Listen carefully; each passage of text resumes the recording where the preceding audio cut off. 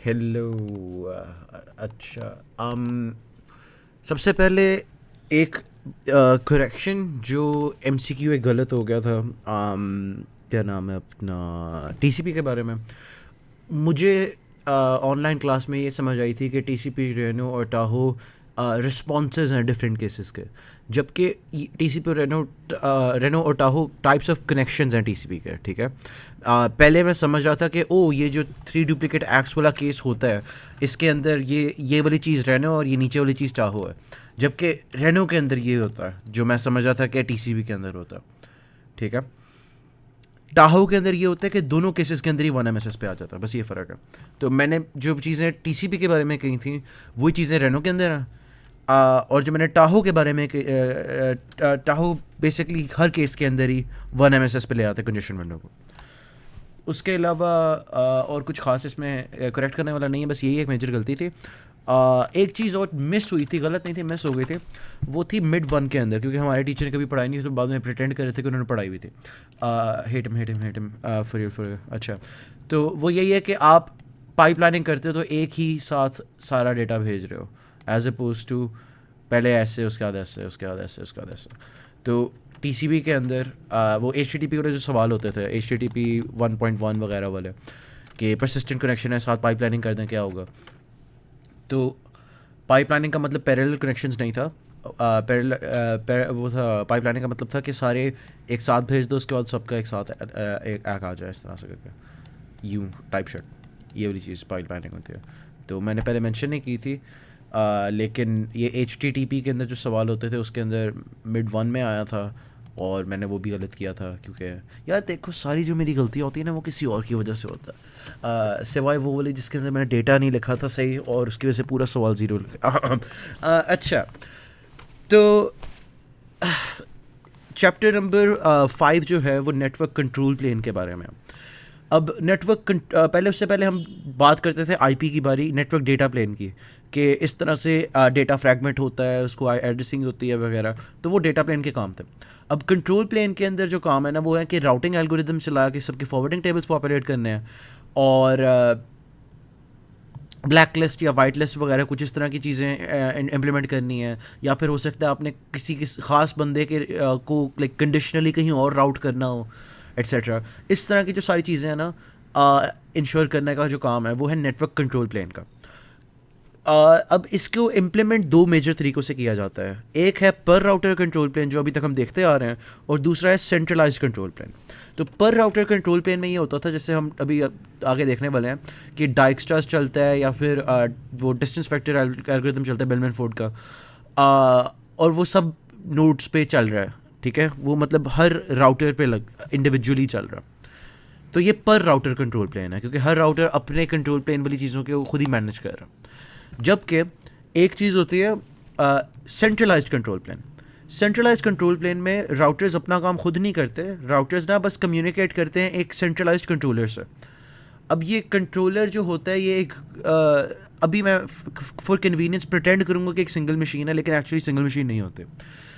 ये सारे जो राउटर्स हैं ना, ये उस मशीन से बात कर रहे होंगे कंट्रोलर से, और वो कंट्रोलर रन करेगा राउटिंग एल्गोरिथम, और फिर सबको बताएगा यार आपने ये फॉरवर्डिंग टेबल बनाना है, अपना ये बनाना है, अपना ये बनाना है।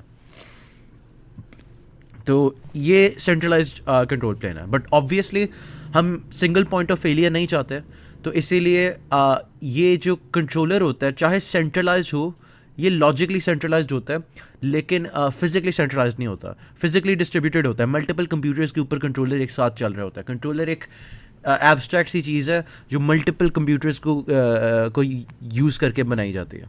ठीक है।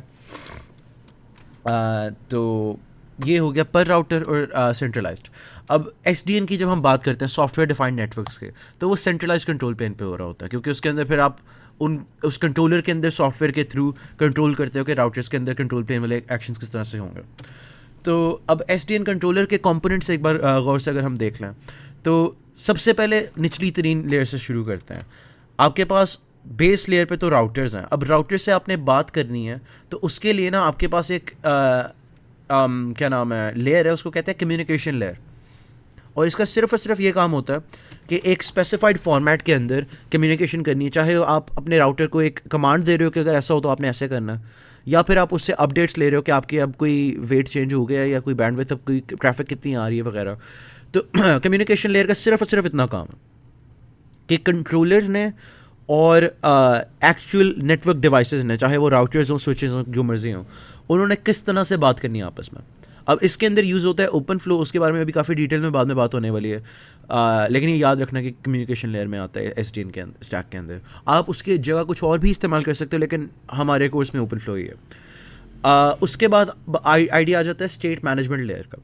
अब मैं आपको बता रहा था कि एक्चुअली जो कंट्रोलर होता है ना, वो एक पीसी नहीं होता, बल्कि मल्टीपल पीसीज से बना होता है, और उसके अंदर मैनेजमेंट भी करनी पड़ती है इस डिस्ट्रीब्यूटेड सिस्टम की।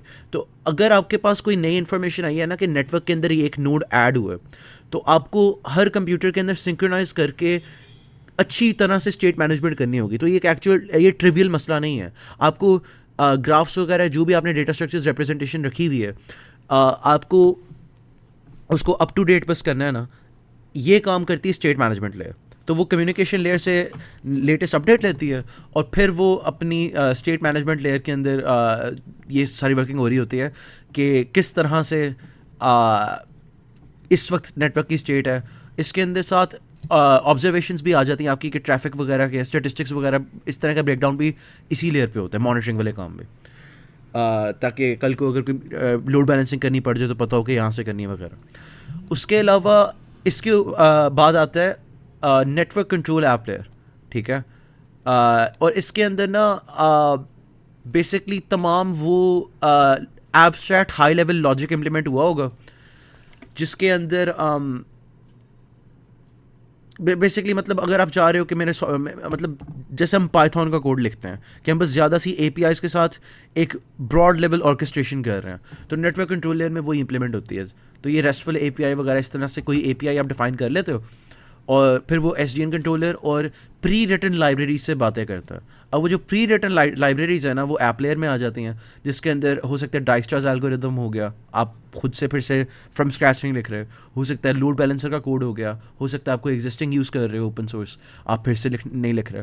तो इसके अंदर फिर ये कॉन्सेप्ट आता है नॉर्थ बाउंड और साउथ बाउंड एपीआईज का। तो नॉर्थ बाउंड का मतलब होता है कि स्टैक की टॉप की डायरेक्शन में जा रहे हैं, और साउथ बाउंड का मतलब होता है कि आप एक्चुअल होस्ट ये नेटवर्क डिवाइसेस की तरफ जा रहे हैं।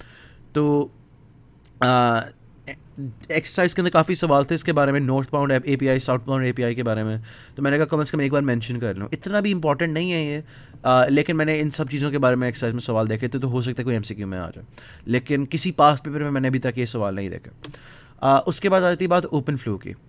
ओपन फ्लो जो है, अभी बात हुई थी कि एक कम्युनिकेशन लेयर के ऊपर एक लाइब्रेरी समझ लो, एक प्रोटोकॉल समझ लो, ठीक है, एक स्टैंडर्ड है, और ये यूनिवर्सल स्टैंडर्ड जो है ना कम्युनिकेशन का, वो ये कहता है कि आपने ना सारा कुछ ना जो राउटर को कमांड्स देनी है वो होंगी मैच एक्शन की फॉर्म में।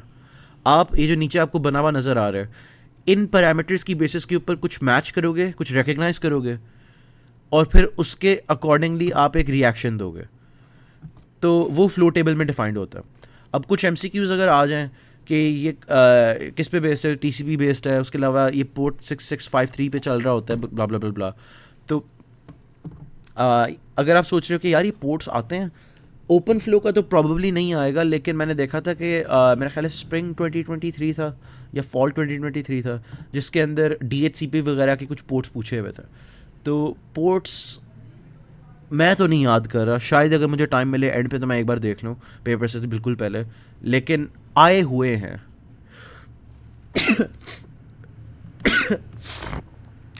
अच्छा जी, तो उसके अलावा ओपन फ्लो के अंदर ये बात हो गई। अब फ्लो टेबल के अंदर किस तरह से होता है, तो मैच एक्शन की हम बात कर रहे थे। तो एक्शंस क्या क्या हो सकता है? एक एक्शन हो सकता है फॉरवर्ड कर दो इस वाले इंटरफेस के ऊपर, दूसरा एक्शन हो सकता है ड्रॉप कर दो, ठीक है, कि इस वाले पैकेट को इग्नोर करो। मतलब अगर आपने कोई ब्लैक वो फायरवॉल वगैरह लगाई हुई है कि यार इस तरह के पैकेट्स को नहीं मैं अलाउ करना, तो वो ड्रॉप भी हो जाएगा। उसके अलावा एक चीज़ है मॉडिफाई फीड, जैसे मतलब अगर आपने नैट वगैरह करना हो कि आपने सोर्स आईपी चेंज कर देनी है, अगर आपकी कोई प्राइवेट एड्रेस नज़र आ रहा था सोर्स आईपी के अंदर, तो इस तरह की चीज़ें भी आप कर सकते हो। तो मैच प्लस एक्शन काफ़ी फ्लेक्सिबल चीज़ है।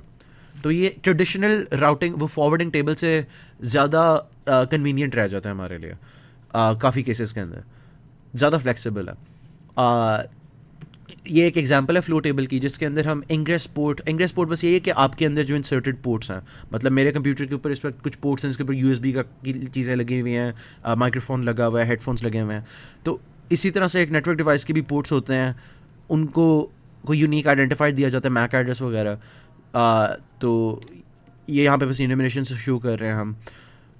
मुझे नहीं पता कि यहाँ पे पोर्ट नंबर ही आता होगा वैसे उसका, खैर।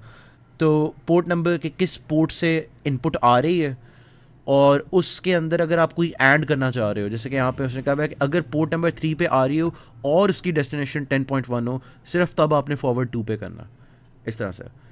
तो इसके अंदर कुछ ना मुश्किल नहीं है, स्ट्रेट फॉरवर्ड है काफ़ी। इसके सवाल किस तरह से आते हैं, तो ये जे सेक्शन को एक बार क्विज़ आया था मिड 2 से पहले, और ये था काफ़ी स्ट्रेट फॉरवर्ड था, बहुत ईजी था। मतलब आपको एक सिनेरियो दिया हुआ है, आपको कहा हुआ है कि यार ये जो राइट पे जो स्विच नज़र आ रहा है ना, इसके अंदर बस आपने ना फ्लो टेबल इसका बना देना, और बहुत सिंपल इंस्ट्रक्शंस दी हुई हैं कि 10.3 वाले सबनेट के लिए आपने लेफ़्ट पे जाना है, और 10.1 वाले सबनेट के लिए भी आपने लेफ़्ट पे जाना है, बस दोनों केसेस में आपने 1 लिख देना था। तो उसने कहा हुआ है कि अगर आपकी आ रही हो फ्रॉम होस्ट 4, तो आपका इनग्रेस पोर्ट यहाँ पे हो जाएगा 4, और डेस्ट आईपी जो आपने मैच करनी है उसके अंदर आप ये एस्ट्रेस करके वाइल्ड कार्ड्स यूज़ कर सकते हो। तो इस तरह से हो जाएगा। काफ़ी स्ट्रेट फॉरवर्ड है, कुछ इतना मुश्किल नहीं है इसमें। आगे चलते हैं। अब चैप्टर 5 आ गया।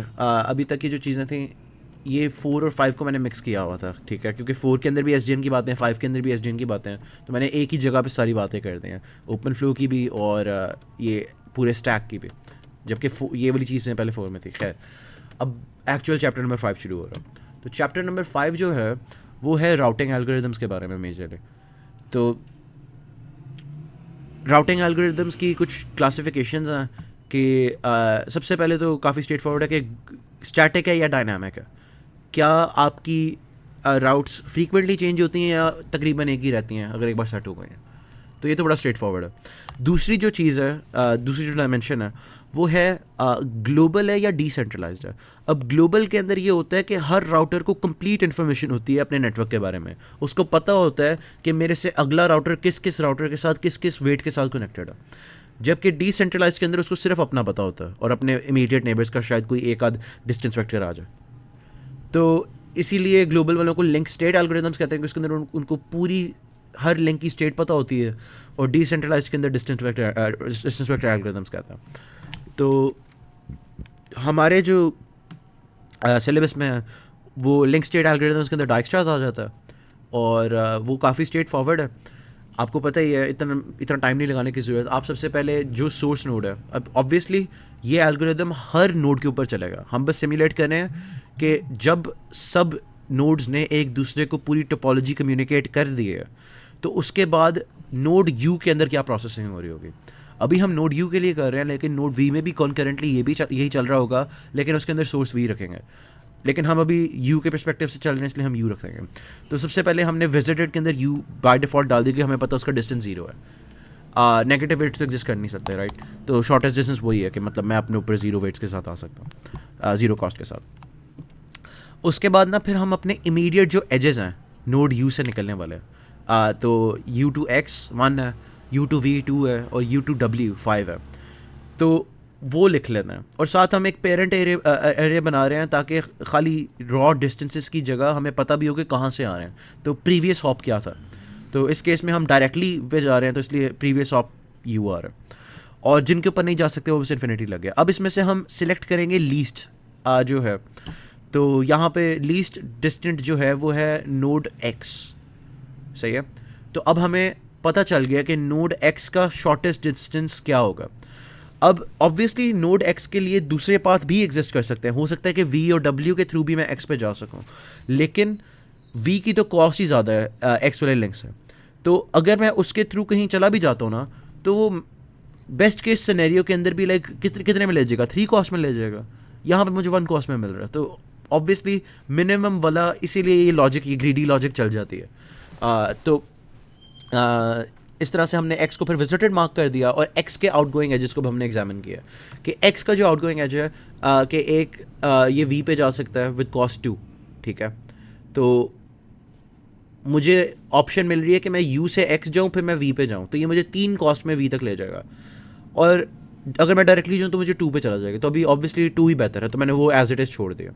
इसी तरह डब्ल्यू है, मैं यू से एक्स पे जाके एक्स से डब्ल्यू भी जा सकता हूँ। तो ये जो लगेगी ना टोटल कॉस्ट लग जाएगी 1+3, ठीक है। ये यू से एक्स 1 हो गई, एक्स से डब्ल्यू 3 हो गई, तो 4 कॉस्ट हो गई। और हमारी एग्जिस्टिंग जो बेस्ट नोन डिस्टेंस था वो 5 था, तो ये जो भी लिखा हुआ था उसको ओवरराइड कर देगा और कहेगा अब आप एक्स से जाओगे ना तो आपको सबसे अच्छा रास्ता मिल जाएगा, और टोटल कॉस्ट इसकी पूरे पाथ की 4 होएगी। इसी तरह यहाँ पे वाई के लिए पहले कोई पाथ एग्जिस्ट नहीं करता था, इधर से करता है, तो अब यहाँ पे वो आ गया। अब आप यही प्रोसेस रिपीट करते जाओगे लीस्ट सेलेक्ट कर करके, और आप एग्जामिन करते जाओगे कि इसकी आउटगोइंग एजेस कोई बेहतर चीज़ ऑफर कर रही है या नहीं। तो इस तरह से आप भर लोगे जब तक सारे विजिट नहीं हो जाते, और सारे विजिट होने का मतलब है अब आपको सारी चीज़ों का शॉर्टेस्ट डिस्टेंस पता चल गया। तो डाइस्टार्स के अंदर कुछ इतना मुश्किल नहीं है, सवाल आता होता है इसका, मुफ्ते के नंबर ही होते हैं। खैर, अब डाइस्टार्स के अंदर हमने एल्गो के अंदर जब देखा था कि मसले क्या होते हैं, वो होते थे कि यार नेगेटिव वेट्स नहीं हैंडल कर सकता, लेकिन सीएन के अंदर जो इसके अंदर ड्रॉबैक है ना वो कुछ और है। सीएन के अंदर हम कहते हैं डाइस्टार्स हम इसलिए नहीं, डाइस्टार्स के अंदर इसलिए मसले हैं क्योंकि ऑसिलेशन प्रॉब्लम आ जाती है। अब ऑसिलेशन प्रॉब्लम सबसे पहले आएगी कब? तो ये जो सिनेरियो आप राइट पे देखने वाले हो ना, इसके अंदर आपको बस एक चीज़ पता होनी चाहिए कि यहाँ पे ना वेट्स बैंडविड्थ की जगह डिफाइन हो रहे हैं ट्रैफिक से। तो जितनी ज़्यादा ट्रैफिक होगी उतना ज़्यादा वेट होएगा, तो आप इस तरह से ना डिस्करेज कर रहे हो कि ज़्यादा ट्रैफिक वाली जगह पे ना जाए। तो इनिशियल राउटिंग आपके सामने हुई हुई है, ठीक है, कि किसी ने ना टू स्टार्ट विद बस ये राउटिंग कर छोड़ी हुई है। अब इसको थोड़ा सा अगर हम देखें तो इन राउटर्स एक्स वाई और जी के ऊपर 1E और 1 पैकेट्स रिस्पेक्टिवली आ रहे हैं। तो ये देखो आप x के अंदर 1 ये आ रहा है एरो से कि x रिसीव्स 1 पैकेट और वो फॉरवर्ड कर रहा है w को, सही है। इसी तरह y भी e पैकेट्स रिसीव कर रहा है और z भी 1 पैकेट रिसीव कर रहा है और वो w को भेज रहा है, सही है। अब इस केस के अंदर सबसे पहले ना जो राउटिंग हुई है वो ये है कि z ना अपना जो उसके जो इनपुट आ रही है वो सीधा डायरेक्टली w को भेज रहा है, मतलब वो लंबे वाले रास्ते से नहीं जा रहा कि मैं y के थ्रू x के थ्रू फिर w के पास जाऊँ। और जो y है ना वो z को नहीं इस्तेमाल कर रहा, वो x को इस्तेमाल कर रहा है, तो इसीलिए यहाँ पे +e आ रहा है। तो x जब अपना डायरेक्टली 1 भेज रहा है, ये जो +e आ रहा है ये इसलिए आ रहा है क्योंकि वो y के हिस्से का भी आगे फॉरवर्ड कर रहा है। तो ये इनिशियल राउटिंग थी हमारी। अब अगर इसके ऊपर मैं डाइक्स्ट्रास रन करूँ ना तो मैं देखूँगा कि यार मैं क्यों एज वाई, लेट्स से मैं वाई हूँ, ठीक है, मैं सोचूंगा यार मैं क्यों इतने गंदे रास्ते से जा रहा हूँ, यहाँ पे कॉस्ट 1+e आ रही है, यहाँ पे मेरे पास टोटल कॉस्ट आ रही है 1, यहाँ पे तो टोटल कॉस्ट आ रही है मुझे 1+2e, क्योंकि यहाँ पे e वेट है और यहाँ पे 1+e वेट है। तो ये वाला मेरे लिए ऑब्वियसली बेहतर है, तो मुझे अपनी राउटिंग ये कर लेनी चाहिए कि अब मैं z के थ्रू w जाऊँ। अब वो इधर को कर लेता है, x भी यही सोचता है कि यार ये देखो इस साइड पे 0 वेट है क्योंकि x से y कुछ नहीं जा रहा, y से z 0 वेट है, z से w 1 वेट है।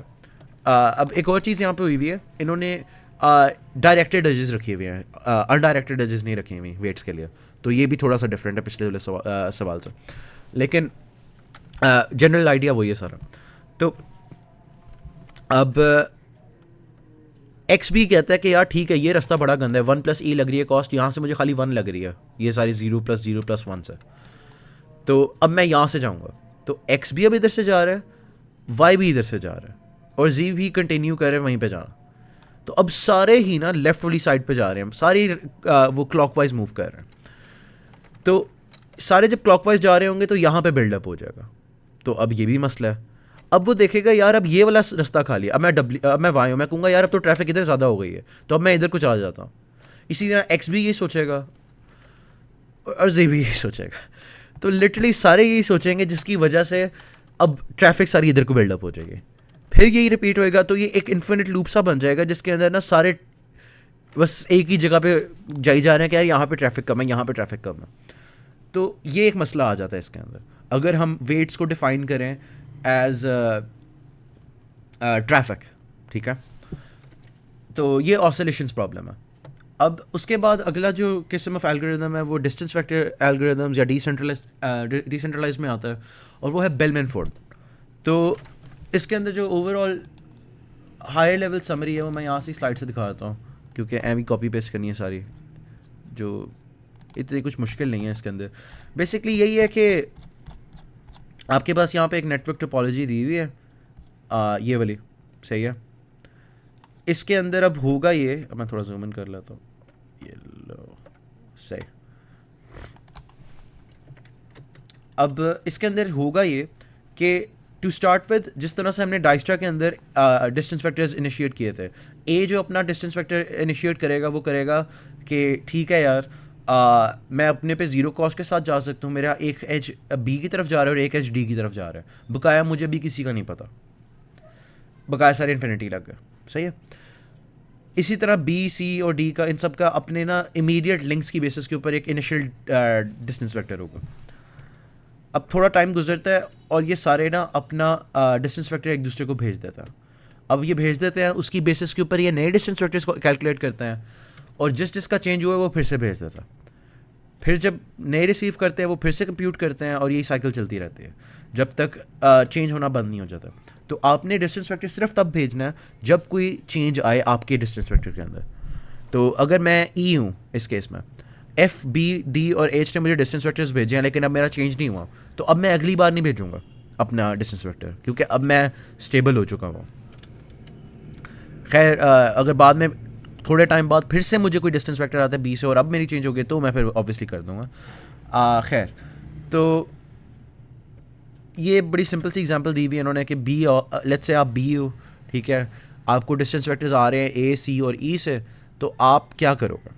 आपने ये करना है कि आपको पता है कि ए आपको कह रहे हैं यार आपने डी जाना है ना, अगर तो मुझे एक यूनिट ऑफ कॉस्ट लगती है डी जाने के लिए, तो आप मुझे बता देना।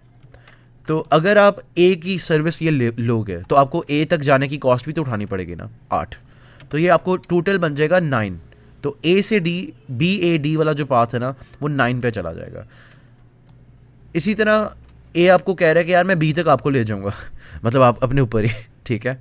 तो आप अगर जाओगे तो ऑब्वियसली 8 + 8 हो जाएगा। तो आप इसके पूरे वेक्टर को ना इसकी कॉस्ट से अगर प्लस कर दो ना, तो आपको पता चल जाएगा कि एक्चुअली इफेक्टिवली कितना टाइम लगेगा आपको अगर इसको यूज़ कर लो।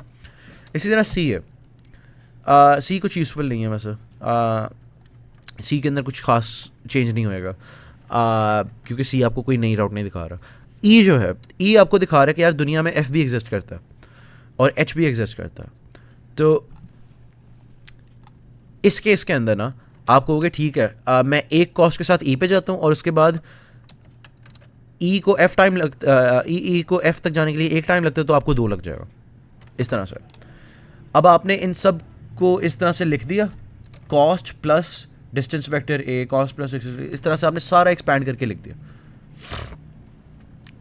ये था ए वाली इनपुट के लिए।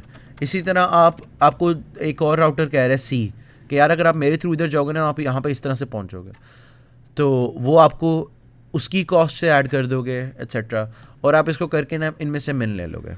बड़ा स्ट्रेट फॉरवर्ड है, इसमें कुछ भी इतना मुश्किल नहीं है। तो ये था डिस्टेंस वेक्टर एल्गोरिथम। अब कुछ चीज़ें हैं इसमें कि इंफॉर्मेशन फ्लो कैसे करती है। अब अभी हमने देखा कि लेट्स से आप सी वाले सारा स्टेबल हो गया हुआ था, अब कोई चेंज नहीं हो रहा था, लेकिन अब बाद में जाके कोई लिंक अपडेट हो जाता है बी और सी का, कुछ इस तरह से होता है। तो अब ये न्यूज़ जो है ना, ये सब पूरे नेटवर्क को जाएगी क्योंकि सारे सी के थ्रू बी के थ्रू सी पे जा रहे थे। तो अगर ये लिंक चेंज हो गया तो सब तक आहिस्ता आहिस्ता ये बात पहुंचनी चाहिए। लेट्स से पहले ये 2 थी इसकी कॉस्ट, अब इसकी कॉस्ट 1 हो गई है, अब ये ज़्यादा मतलब आपके लिए इम्प्रूव कर दिया गया। तो सबसे पहले तो सी अपना नया डिस्टेंस वेक्टर कैलकुलेट करेगा और बी को भेजेगा, और बी भी डिटेक्ट करेगा और वो भी अपना डिस्टेंस वेक्टर कैलकुलेट करके सी को भेजेगा, ए को भेजेगा और ई को भेजेगा। अब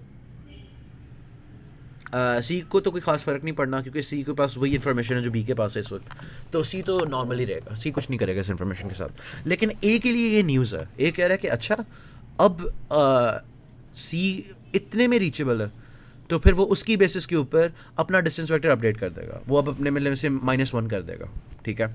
अब उसका डिस्टेंस वेक्टर चेंज हुआ है तो वो फिर से प्रोपोगेट कर देगा बाहर को। इसी तरह से ई है वगैरह, और यही चीज़ चलती रहेगी। तो t=1 के ऊपर बी सी को पता चला, t=2 पे बी के नेबर्स को पता चला, उसके बाद t=3 पे बी के नेबर्स को पता चला है, और t=4 पे उनके नेबर्स को पता चला। तो ये BFS की तरह प्रोपेगेट होता जाएगा बाहर को। तो ये काफ़ी तेज़ हो जाता है इन प्रैक्टिस, इतना कोई मसला नहीं होता इसका। तो इसीलिए कहा जाता है कि गुड न्यूज़ ट्रैवल्स फास्ट, ठीक है। कि अगर आपका कोई लिंक इम्प्रूव हो जाता है ना, जैसे यहाँ पे 2 से 1 हुआ था, तो कोई मसला नहीं होगा, काफ़ी जल्दी से सारा कुछ अप टू डेट हो जाएगा और सारा कुछ कन्वर्ज भी कर जाएगा। लेकिन अगर आपके पास यही वेट इंक्रीज़ हो रहा होता ना, तो आपके पास काउंट टू इन्फिनिटी प्रॉब्लम आ सकती थी। अब काउंट टू इन्फिनिटी प्रॉब्लम समझने के लिए एक थोड़ी छोटी एग्जांपल ही लेते हैं। अब ये ना एक ऐसा नेटवर्क है जो कन्वर्ज हो चुका हुआ है, जिसका डिस्टेंस, तो आप यहाँ पे देख सकते हो कि x के पास अपना डिस्टेंस वेक्टर है 0, 4 और 5, और उसके फॉरवर्डिंग टेबल में जो लिखा हुआ है, तो उसकी बेसिस के ऊपर उसको पता है कि अगर मैंने, अच्छा देखो, ये x है, ये y है, ये z है, कि मतलब अगर x ने x तक जाना है तो इतनी कॉस्ट लगेगी, x ने y तक जाना है इतनी कॉस्ट लगेगी, x ने z तक जाना है तो इतनी कॉस्ट लगेगी। तो z तक अगर जाने के लिए 5 कॉस्ट लग रही है, तो किस रास्ते से लग रही है वो बताने के लिए पेरेंट अरे भी रख लेता है वो अपने पास। ये फॉरवर्डिंग टेबल से उसको पता चल रहा है उसके, कि अच्छा मैं इस इंटरफेस पे भेज रहा हूँ तो ये वो बोला, ठीक है। तो इतनी इन्फॉर्मेशन उसके पास होती है। बकाया उसने y और x ने कभी उसको अपना डिस्टेंस वेक्टर भेजा था, तो उसके पास वो भी स्टोर्ड होता है। अब आप सोचोगे कि यार वैसे स्टोर क्यों कर रहे हैं हम, मतलब आपको अपना डिस्टेंस वेक्टर पता है, आपको क्या फ़र्क पड़ता है कि y का क्या है, z का क्या है एज x, राइट। तो उसकी वजह ये है कि हो सकता है कभी कि x कि कोई इस तरह से सिचुएशन है, ये काउंट टू इन्फिनिटी से रिलेटेड नहीं, बस एक जनरल चीज़ है कि क्यों स्टोर हो रहा है। आप ये वाला राउटर हो, आप 2 नेटवर्क्स के साथ कनेक्टेड हो, और इन दोनों के लिए आपको अलग अलग एक राउटर मिला हुआ है। अब अगर इस साइड पे कोई चेंज आता है ना, वो अपना डिस्टेंस वेक्टर आपको भेज देगा, इस वाले ने एक नया नहीं भेजना क्योंकि इसके अंदर कोई चेंज नहीं आया। तो आपको याद होना चाहिए कि इस बंदे का क्या डिस्टेंस वेक्टर था, ताकि आप बेस्ट पाथ्स इसके नए डिस्टेंस वेक्टर के साथ और इसके पुराने लास्ट भेजे हुए डिस्टेंस वेक्टर के साथ एनालाइज करके कहो कि अच्छा मैंने अगर यहाँ पे जाना तो मैं किस तरह से बेहतरीन तरीके से जा सकता हूँ, फिर आप अपना नया डिस्टेंस वेक्टर फ्लड करोगे। खैर सही हो गया। तो काउंट टू इन्फिनिटी प्रॉब्लम के अंदर ना इसी चीज़ का थोड़ा सा मसला हो जाता है कि ना आप ना आउटडेटेड इन्फॉर्मेशन के ऊपर काम कर रहे होते हो। अब ये तो फ़िलहाल कन्वर्ज किया हुआ है ना, अभी तो कोई मसला ही नहीं है, अभी तो कोई वेट चेंज नहीं हुआ। हर किसी को हर किसी का डिस्टेंस वेक्टर पता है और सारा कुछ स्टेबल है, और हर किसी को ये भी पता है कि उसका फॉरवर्डिंग टेबल भी पॉपुलेट हुआ हुआ है कि अगर उसने इस पे जाना तो उसको एक्स पे जाना चाहिए, इस पे जाना तो उसको जी पे जाना चाहिए, एट्सेट्रा। तो लेट्स से अब वेट चेंज हो गया। अगर वेट चेंज हो गया ना 4 से 60 हो गया, तो सबसे पहले तो y और x ये चेंज डिटेक्ट कर लेंगे, ठीक है। अब y और x का तो बड़ा स्ट्रेट फॉरवर्ड है, ठीक है। x पहले y के ऊपर रिलाई कर रहा था, उसको ये पता था अपने फॉरवर्डिंग टेबल की वजह से। तो इस तरह से उसके पास ये इन्फॉर्मेशन पड़ी हुई थी कि मैंने अगर y पे जाना है मैं डायरेक्टली चला जाऊँगा, और अगर मैंने z पे जाना है तो मैंने इस पे चला जाऊँगा। तो जब वो देखे ना ये y वाला लिंक चेंज हो गया, जिस इंटरफेस के थ्रू वो फॉरवर्ड कर रहा था, तो वो साथ ही रिकैलकुलेट करेगा और कहेगा अच्छा अब ये 60 वाले पाथ की जगह बेहतर है कि मैं z के जो डिस्टेंस फैक्टर है ना उसको यूज़ कर लूँ, इस तरह से कुछ कर लूँ। वैसे तो इधर भी आ रहा होगा, इसको इतना फोकस ना करो क्योंकि इसके पास z का आउटडेटेड सा डिस्टेंस फैक्टर पड़ा। नहीं ये सही है, हाँ 50+1 है ये। अच्छा बेसिकली यही है कि आपको पता है कि z का डिस्टेंस फैक्टर ये था, जी ने आपको बताया था लास्ट कि यार y तक जाना है ना, मेरे थ्रू चले जाना, मुझे खाली एक कॉस्ट लगती है। अब आपको खुद जी तक जाने के लिए 50 लग रही है तो 51 हो गया ये, बस इतना सा है, कुछ भी नहीं है, सिंपल है। मैं बस एक मुझे भुलेखा लग गया था टाइप शॉट। अच्छा तो x के अंदर तो कुछ खास नहीं हुआ, x के अंदर तो बस स्टेट चेंज हो गई है और उसने अपना इस नया डिस्टेंस फैक्टर कैलकुलेट करके सबको भेज भी दिया। अब y के अंदर थोड़ी गड़बड़ हो जाती है। y के अंदर गड़बड़ ये होती है कि जब वो देखता है ना कि अच्छा ये वाला लिंक नहीं चल रहा, अब वो x पे जाने के लिए ना कहता है ठीक है मैं x के पास डायरेक्टली नहीं जाता, मैं ना z के पास ना, मुझे z ने लास्ट टाइम बताया था कि मेरे पास एक 5 कॉस्ट वाला पाथ है, ठीक है। अब जी ने जो उसको बताया था ना वो उसका अपना ही पाथ था, ये 1-4 वाला, लेकिन वाई को नहीं पता है कि कौन सा पाथ था। वाई को बस पता है कि जी के पास कोई पाथ था, कि जी ने लास्ट ही बताया था कि 1-4 इस तरह से करके मैं वाई एक्स करके जा सकता हूँ एक्स तक। उसने अपने हर नेबर को बता दिया था। अब वाई सोच रहे कि यार जी के पास कोई रास्ता होगा 5 कॉस्ट वाला, तो मैं ना जी तक ले जाता हूँ, +1 कर देता हूँ, क्योंकि मुझे जी तक जाने में इतनी कॉस्ट है, तो अब मेरा डिस्टेंस वेक्टर ये बन गया। जबकि ये आउटडेटेड इन्फॉर्मेशन थे। अब यही चीज़ बाहर प्रोपोगेट करेगा, सही है, और इन दोनों के अंदर डिस्टेंस वेक्टर्स चेंज हो जाएंगे, ठीक है, कि जी को पता चल गया कि एक्स और वाई के डिस्टेंस वेक्टर्स चेंज हुए हैं, और एक्स को भी पता चल गया कि वाई का डिस्टेंस वेक्टर चेंज हुआ, वाई को भी पता चल गया कि एक्स का डिस्टेंस वेक्टर चेंज हुआ। अब ये सारे चेंज होकर नए उनके पास आए तो फिर से कैलकुलेट करेंगे। अब ये जो फिर से कैलकुलेट करेंगे ना, उसको देखना ना। अब मैं हूँ जी, अब मुझे पता है कि अब जी की दुनिया में सिर्फ और सिर्फ ये दो डिस्टेंस वेक्टर्स एग्जिस्ट करते हैं, एक्स और वाई वाले, जो एक्स ने भेजा और उसको जो वाई ने भेजा, वो उसकी बेसिस के ऊपर बेस्ट डिसीजन निकाल लेगा।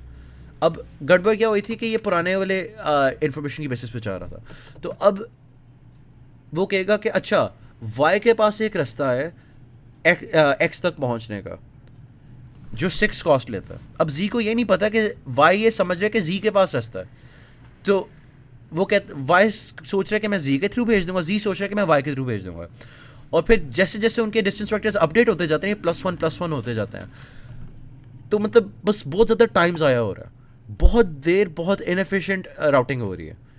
तो इस पूरे टाइम में ये कन्वर्ज नहीं करेगा, ये बस चलता रहेगा, ये बस आहिस्ता आहिस्ता इंक्रीज़ होता जाएगा, और ये कब तक इंक्रीज़ होएगा, जब तक ये एक्चुअल ऑप्टिमल आंसर तक नहीं पहुंच जाता, जो कि इस केस में 51 तक काउंट होता रहेगा, क्योंकि एक्चुअली जी के पास एक्स तक जाने का ऑप्टिमल पाथ 50 है और वाई के पास एक्स तक जाने का ऑप्टिमल पाथ 51 है।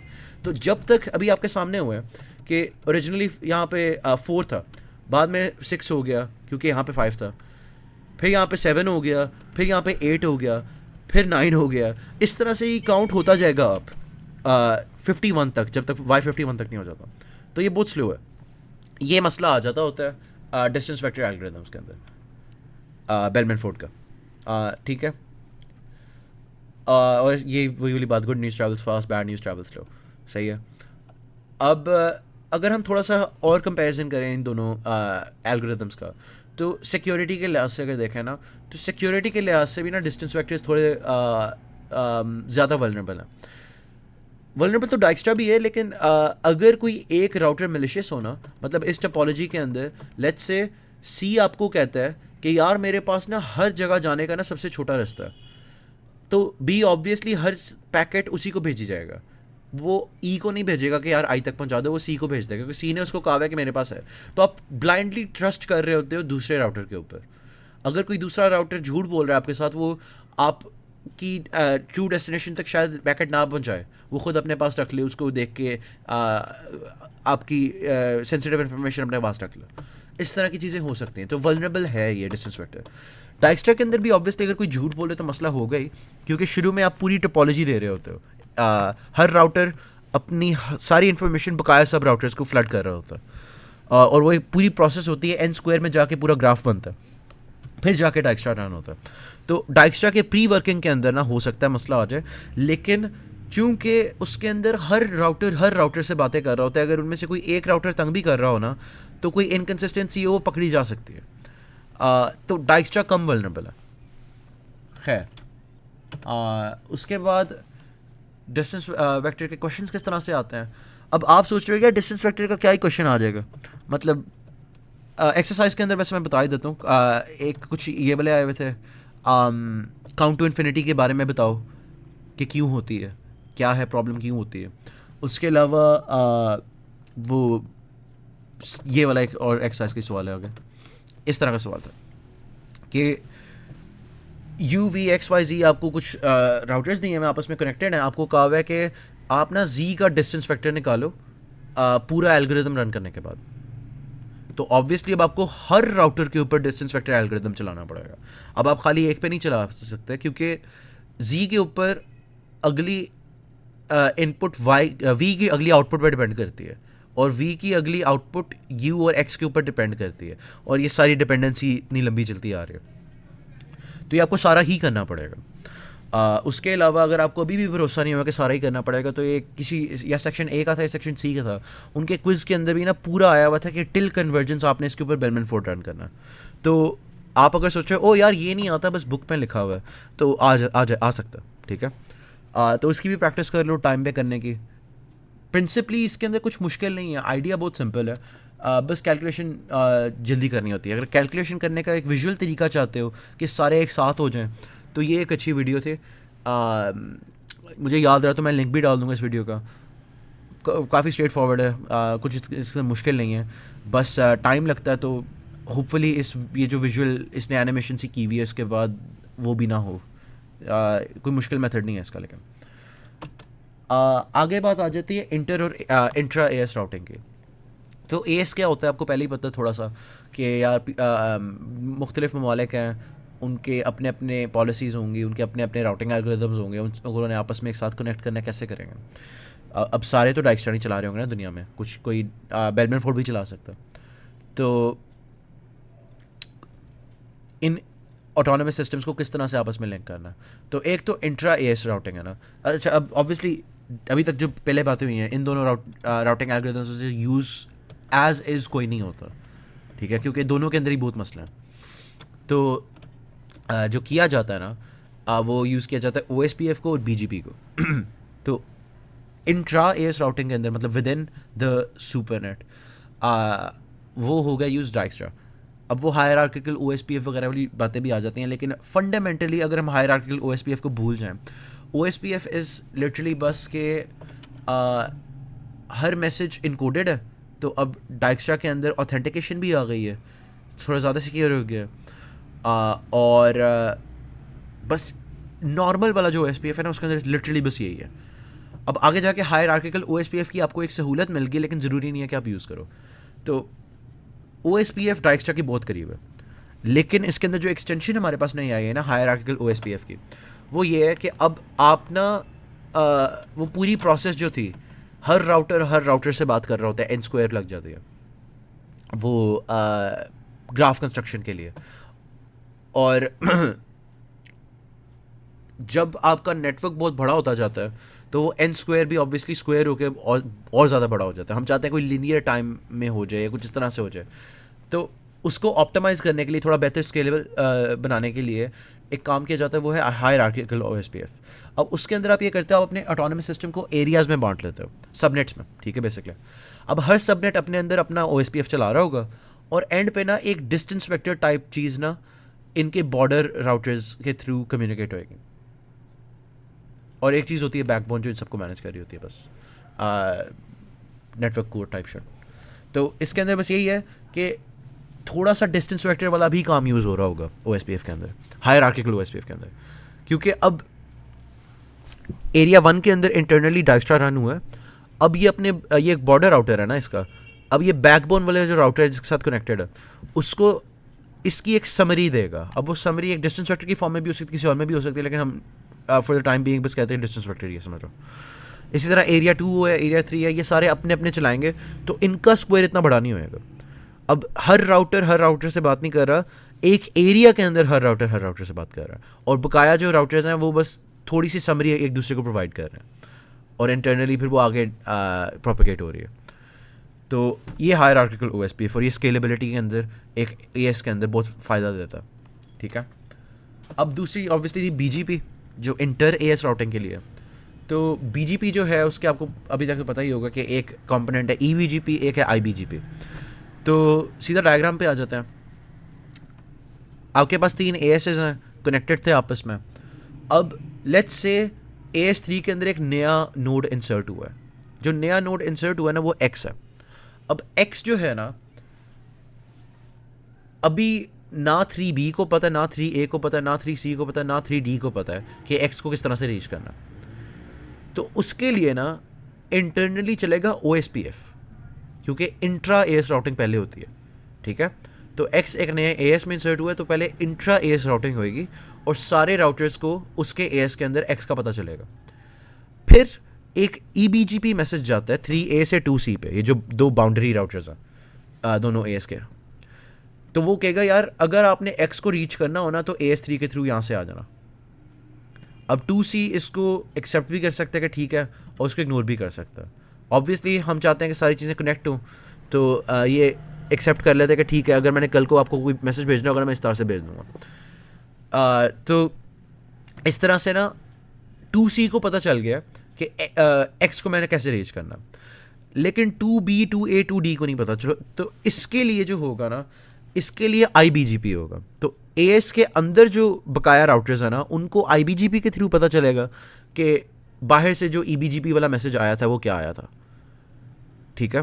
तो 2C जो है वो EBGP भी रन कर रहा है, IBGP भी रन कर रहा है, जबकि 2B सिर्फ और सिर्फ IBGP रन कर रहा। इसी तरह से 2A के अंदर है, तो होपफुली समझ आ गई होगी। अब अगर IBGP के थ्रू कोई मैसेज आ ही जाता है इसको, ठीक है, और वैसे बाय ये ऑब्वियसली मल्टीपल पाथ्स भी हो सकते हैं, ब्ला ब्ला ब्ला ब्ला, ठीक है। तो उसके पास दो पाथ्स हैं। जो बाउंड्री राउटर था AS1 का, उसने डिसाइड किया कि यार मैं ये डायरेक्ट वाला पाथ लेता हूँ, एम ही लंबा वाला लेना। तो इस केस के अंदर ना जो राउटर 1C है वो बकाया सबको IBGP के थ्रू बता देगा कि यार अगर आपने X को रीच करना है ना, AS3 के थ्रू हम कर सकते हैं। लेकिन ये तो रिलेटिवली डम डिवाइसेस हैं, इनको तो पता ही कुछ नहीं है बाहर की दुनिया का, आप ही इसके लिए हो। वो क्या सारे तो IBGP चला रहे हैं, ये 1B 1A 1D, इनको तो पता ही कुछ नहीं कि एक्सटर्नली कैसे भेजना। तो वो ये करेंगे कि वो ना 1C को अपना गेटवे की तरह मतलब बना लेंगे, कि वो कहेंगे कि अच्छा जो 1C की डेस्टिनेशन थी ना, मतलब 1C तक पहुंचने के लिए जो मुझे इंटरफेस यूज़ करना पड़ता था, मैं वही इंटरफेस इस्तेमाल करूँगा X के लिए, ताकि X का पैकेट इवेंचुअली 1C तक पहुंच जाए, फिर 1C आगे से खुद ही देख लेगा। तो बस ये कॉपी पेस्ट कर दी है यहाँ पे 1D ने, जो 1C का इंटरफेस 1 यहाँ पे था ना, इसलिए यहाँ पे 1 आ रहा है। अगर यहाँ पे 2 होता 1C के आगे तो यहाँ पे 2 होता X के आगे। तो इस तरह से, और ये लाइक हायर लेवल समरी थी BGP के। अब थोड़ा सा डिटेल्स में और आ जाते हैं। BGP के अंदर मैसेजेस भेजे जाते हैं 4 किस्मों के, लेकिन हमारे लिए एक ही किस्म रेलेवेंट है। मेजरली तो कुछ TCP टाइप शट ही है ना, कि कनेक्शन के लिए है या कीप अलाइव है, TCP कनेक्शन को अलाइव रखने के लिए, नोटिफिकेशन है एरर्स वगैरह के लिए, लाइक वो तो लाइक बेसिक शी है। एक्चुअल जो रेलेवेंट चीज़ है वो अपडेट है। अब अपडेट के अंदर आप एक राउट या एडवर्टाइज कर रहे होगे या रिमूव कर रहे होगे। हमारे कोर्स में खाली एडवर्टाइजमेंट की बात की गई है। तो अगर एक राउट एडवर्टाइजमेंट है, अभी तक हम ये देखते आ रहे थे AS2, AS3X जो है ये एक राउट एडवर्टाइजमेंट है। मतलब 2A एडवर्टाइज करे 1C को कि अगर आपने X रीच करना हो ना मुझे बताना, मैं AS3 को बताऊंगा, वो पहुंचा देगा। तो ये एडवर्टाइजमेंट्स हैं। तो राउट एडवर्टाइजमेंट्स जो यहाँ पे दिखाई गई ना वो थोड़ी सिंप्लीफाइड है। एक्चुअल राउट एडवर्टाइजमेंट्स के अंदर 2-3 चीज़ें एक्स्ट्रा आ जाती हैं। तो सबसे पहले तो प्रीफिक्स तो वही है ना, कि मतलब जो X का नेटवर्क एड्रेस है, नेटवर्क प्रीफिक्स कह लो, नेटवर्क एड्रेस कह लो, वो होगा कि इस सबनेट को रीच करना है तो किस सबनेट को रीच करना है। सबसे पहले तो ऑब्वियसली किसको रीच करना है, उसके बाद होंगी कुछ एट्रीब्यूट्स में अभी तक हम एक देखते आ रहे हैं AS पाथ, वो यही है AS2 AS3, कि आप मुझे भेजोगे फिर मैं AS3 को भेजूंगा वगैरह, ये AS पाथ था। उसके अलावा एक नेक्स्ट हॉप क्या होता है, तो नेक्स्ट हॉप होता है दूसरे वाले AS का पहला इंटरफेस, सही है। तो अगर मैं 1C हूँ और मैं AS2 के थ्रू जाना चाह रहा हूँ AS3 के पास, तो मेरे इस राउट का जो नेक्स्ट हॉप होएगा ना वो होएगा 2A का ये वाला इंटरफेस, ये छोटू सा, ठीक है। तो इसीलिए यहाँ पे ये लिखा हुआ है। और अगर मैं इस वाले तरीके से जा रहा हूँ तो 3D का ये वाला लेफ्ट वाला इंटरफेस, उसका उसकी IP लिखी होगी, सही है, नेक्स्ट हॉप के अंदर। ये बात हो गई। तो इसके अंदर इतनी डिटेल है। अब कुछ और बातें आ जाती हैं, हॉट पोटैटो राउटिंग वगैरह। अब लेट्स से मैं हूँ 2D, मेरे पास दो ऑप्शन है, मैं 2A से भी भेज सकता हूँ, मैं 2C से भी भेज सकता हूँ, सही है। मैंने भेजना है AS3 को कोई मैसेज, X को भेजना है, तो मुझे पता है कि मैं AS1 के थ्रू भी X को भेज सकता हूँ और मैं AS3 के थ्रू डायरेक्टली X को भेज सकता हूँ। तो 2D लेकिन जो है ना वो ग्रीडी है, वो सिर्फ और सिर्फ इंटरनली अपने लीस्ट कॉस्ट देखेगा, ठीक है, कि मुझे कौन से वाले बॉर्डर राउटर पे जाने पे कम कॉस्ट लग रही है। अब A और D के बीच में और भी राउटर्स हो सकते हैं, ये मतलब उस लेवल का ग्रीडी नहीं है कि लाइक लिंक लेवल पे ग्रीड नहीं है, ये बॉर्डर राउटर लेवल पे ग्रीड है कि किस बॉर्डर राउटर पे मैं ज़्यादा पहले पहुंच सकता हूँ। तो डी ऑब्वियसली यहाँ पे आपको नजर आ रहा है 201 कॉस्ट के साथ ए पे जा सकते हैं, जो कि सी के ऊपर 263 पे जा सकते हैं, तो ये सेलेक्ट करें 2A। तो ये इंटरनली अपने आप को ऑप्टिमाइज करने के लिए ना ज़्यादा लंबा रास्ता इवेंचुअली लेके जा रहा कि उसके पास एक ऑप्शन थी कि वो 2C से 3A तक पहुँचा दे, जबकि वो चूज़ ये कर रहा है ग्रीडली कि 2A से मैं 1C पे भेजूँ, वो 3A पे ले जाए। तो ये वाली जो राउटिंग स्ट्रैटेजी है ना, इसको हॉट पोटैटो राउटिंग कहते हैं। इसके अंदर हमारा बस ये होता है कि जल्दी से ना बस मेरे एस से निकल जाए अगर कोई भी चीज़ फॉरन है, ठीक है। तो ये हॉट पोटैटो राउटिंग है कि ओ बस गर्म है, निकालो, बस निकालो, फेंको, ठीक है।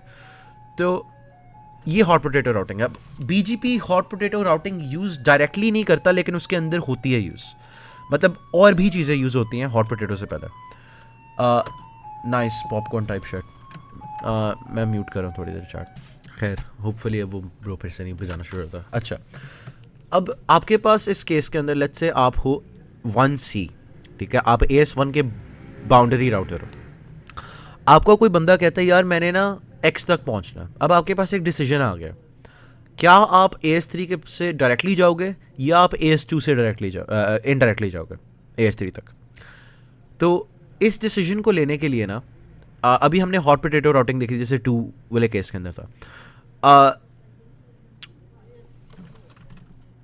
आपने काफ़ी चीज़ों के बारे में पॉलिसी वगैरह भी मेंटेन करनी होती है। हो सकता है कि आपको ज़्यादा पैसे लग जाएं अगर आप AS1 के थ्रू इस तरह से भेजो, तो हो सकता है यहाँ पे हॉट पोटैटो राउटिंग एक बुरी ऑप्शन है। तो उसके लिए ना हम सबसे पहले ना एक लोकल प्रेफरेंस डिफाइन कर लेते हैं अपने AS के अंदर कि यार मैं चाहता हूँ कि AS1 वालों को कुछ ना ही भेजो, वो ज़्यादा पैसे काटते हैं, ठीक है। तो आप ये कर सकते हो, एक पॉलिसी हो सकती है कि आप ना एक लोकल प्रेफरेंस नाम की एट्रीब्यूट अपने ना सारे इंटरनली IBGP वाले के अंदर राउट्स के अंदर साथ डाल दो कि यार इसकी ना प्रायोरिटी बड़ी कम रखनी है, मतलब इसको ना खाली तब भेजना अगर कोई और ऑप्शन नहीं है। AS1 से हम बात नहीं करते सिवाय अगर मजबूरी हो।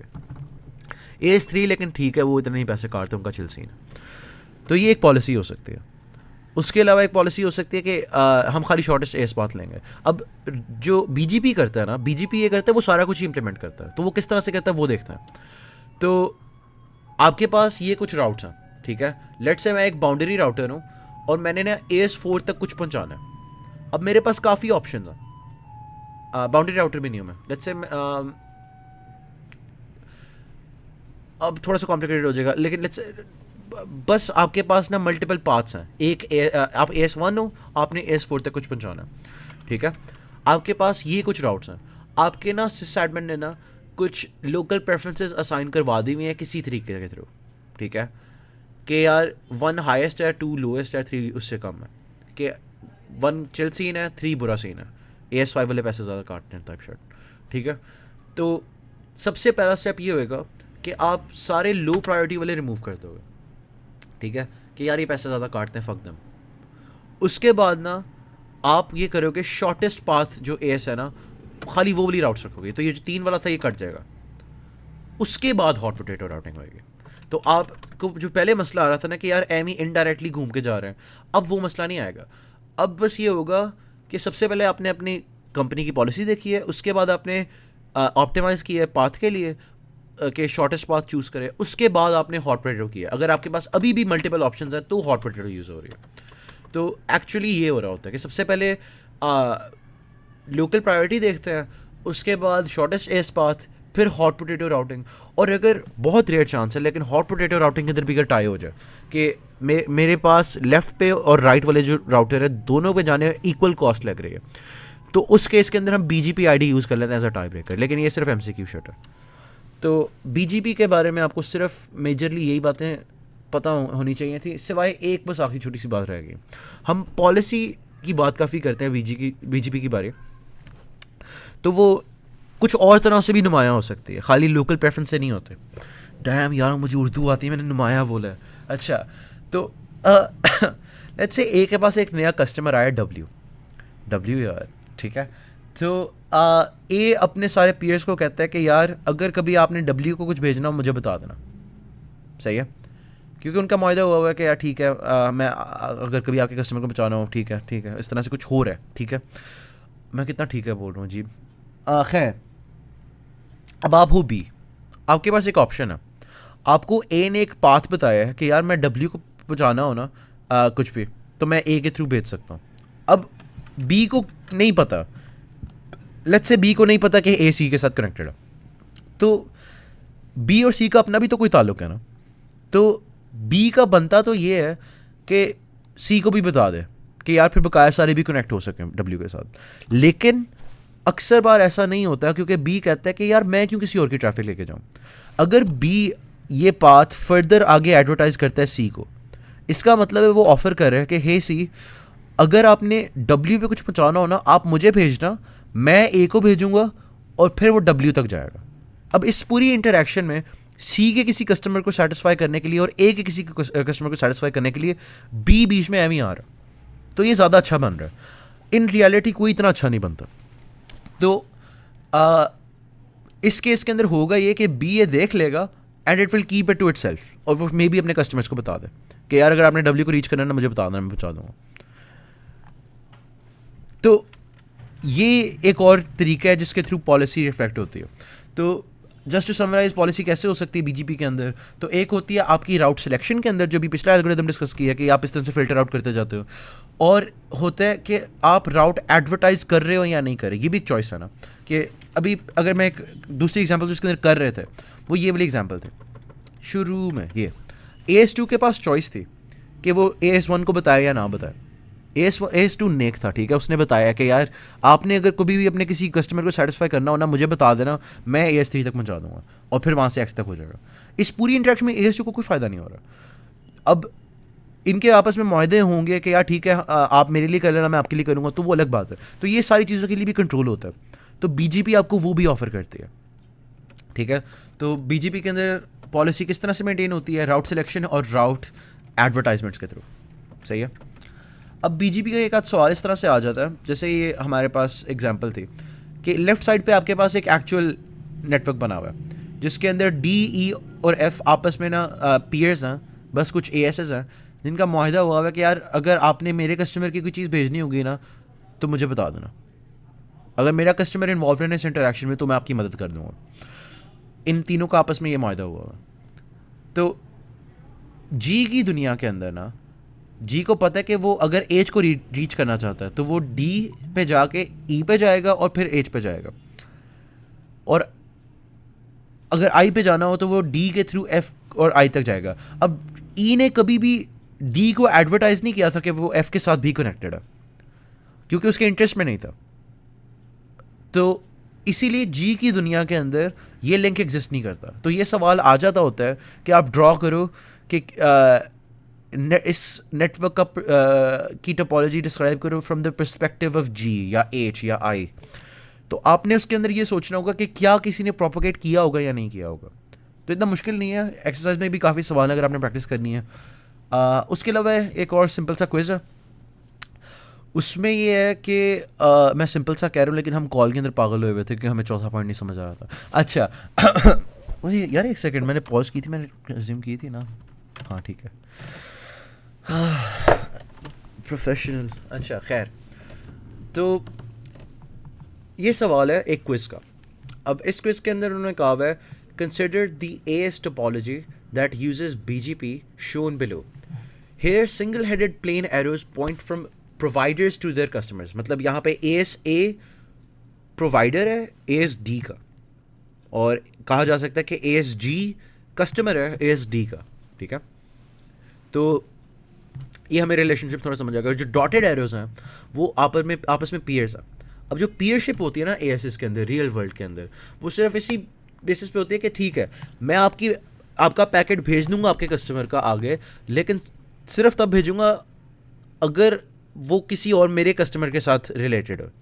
तो मतलब ASD ने बात की हो सकती है ASE के साथ कि यार मैं आपके पैकेट्स हैंडल कर दूंगा फ्री ऑफ कॉस्ट अगर उसके अंदर एच इन्वॉल्व है, क्योंकि फिर वो एच तो वैसे ही पैसे दे रहे हैं उनको, तो चिल सीन है। हम सारे मिल के ना बस कस्टमर से पैसे लेते हैं, आपस में नहीं लेते, हम बस प्रॉफिट करते हैं और कस्टमर से पैसे लेते हैं। ये डी और ई का आपस में मुआहदा हुआ होगा। तो कैपिटलिज्म एंड इट्स कॉन्सिक्वेंसेस। सही है। तो आप नेचुरली अस्यूम कर सकते हो कि हर कोई ये चाहेगा कि यार मैं जब भी भेज सकूँ ना अपने कस्टमर को भेजूँ, ठीक है, क्योंकि इसमें मेरे पैसे मिल रहे हैं जब भी मेरे पास चॉइस हो। और अगर मेरे पास कस्टमर को भेजने की चॉइस नहीं है तो मैं अपने पीयर को भेज दूँ, क्योंकि वो न्यूट्रल कॉस्ट है, ना मुझे पैसे लग रहे हैं ना उसको लग रहे हैं इसके, उसको तो आगे जाके मिल ही जाना है अपने किसी कस्टमर से, हमारा तो एक म्यूचुअली बेनिफिशियल मुआहदा हुआ हुआ है। और लीस्ट प्रेफर्ड राउट आपकी होगी कि आप किसी अपने प्रोवाइडर को भेजो, मतलब डी नहीं चाहेगा कि वो ए को भेजे, क्योंकि फिर ए उससे पैसे लेगा क्योंकि वो उसका प्रोवाइडर है। तो ये थोड़ा सा डायनामिक है। अब चौथा पॉइंट यहाँ पे इंपॉर्टेंट है, वो ये है कि कोई भी एस एक्सेप्ट नहीं करता ट्रैफिक सिवाय अगर उसका कोई अपना कस्टमर इन्वॉल्व हो।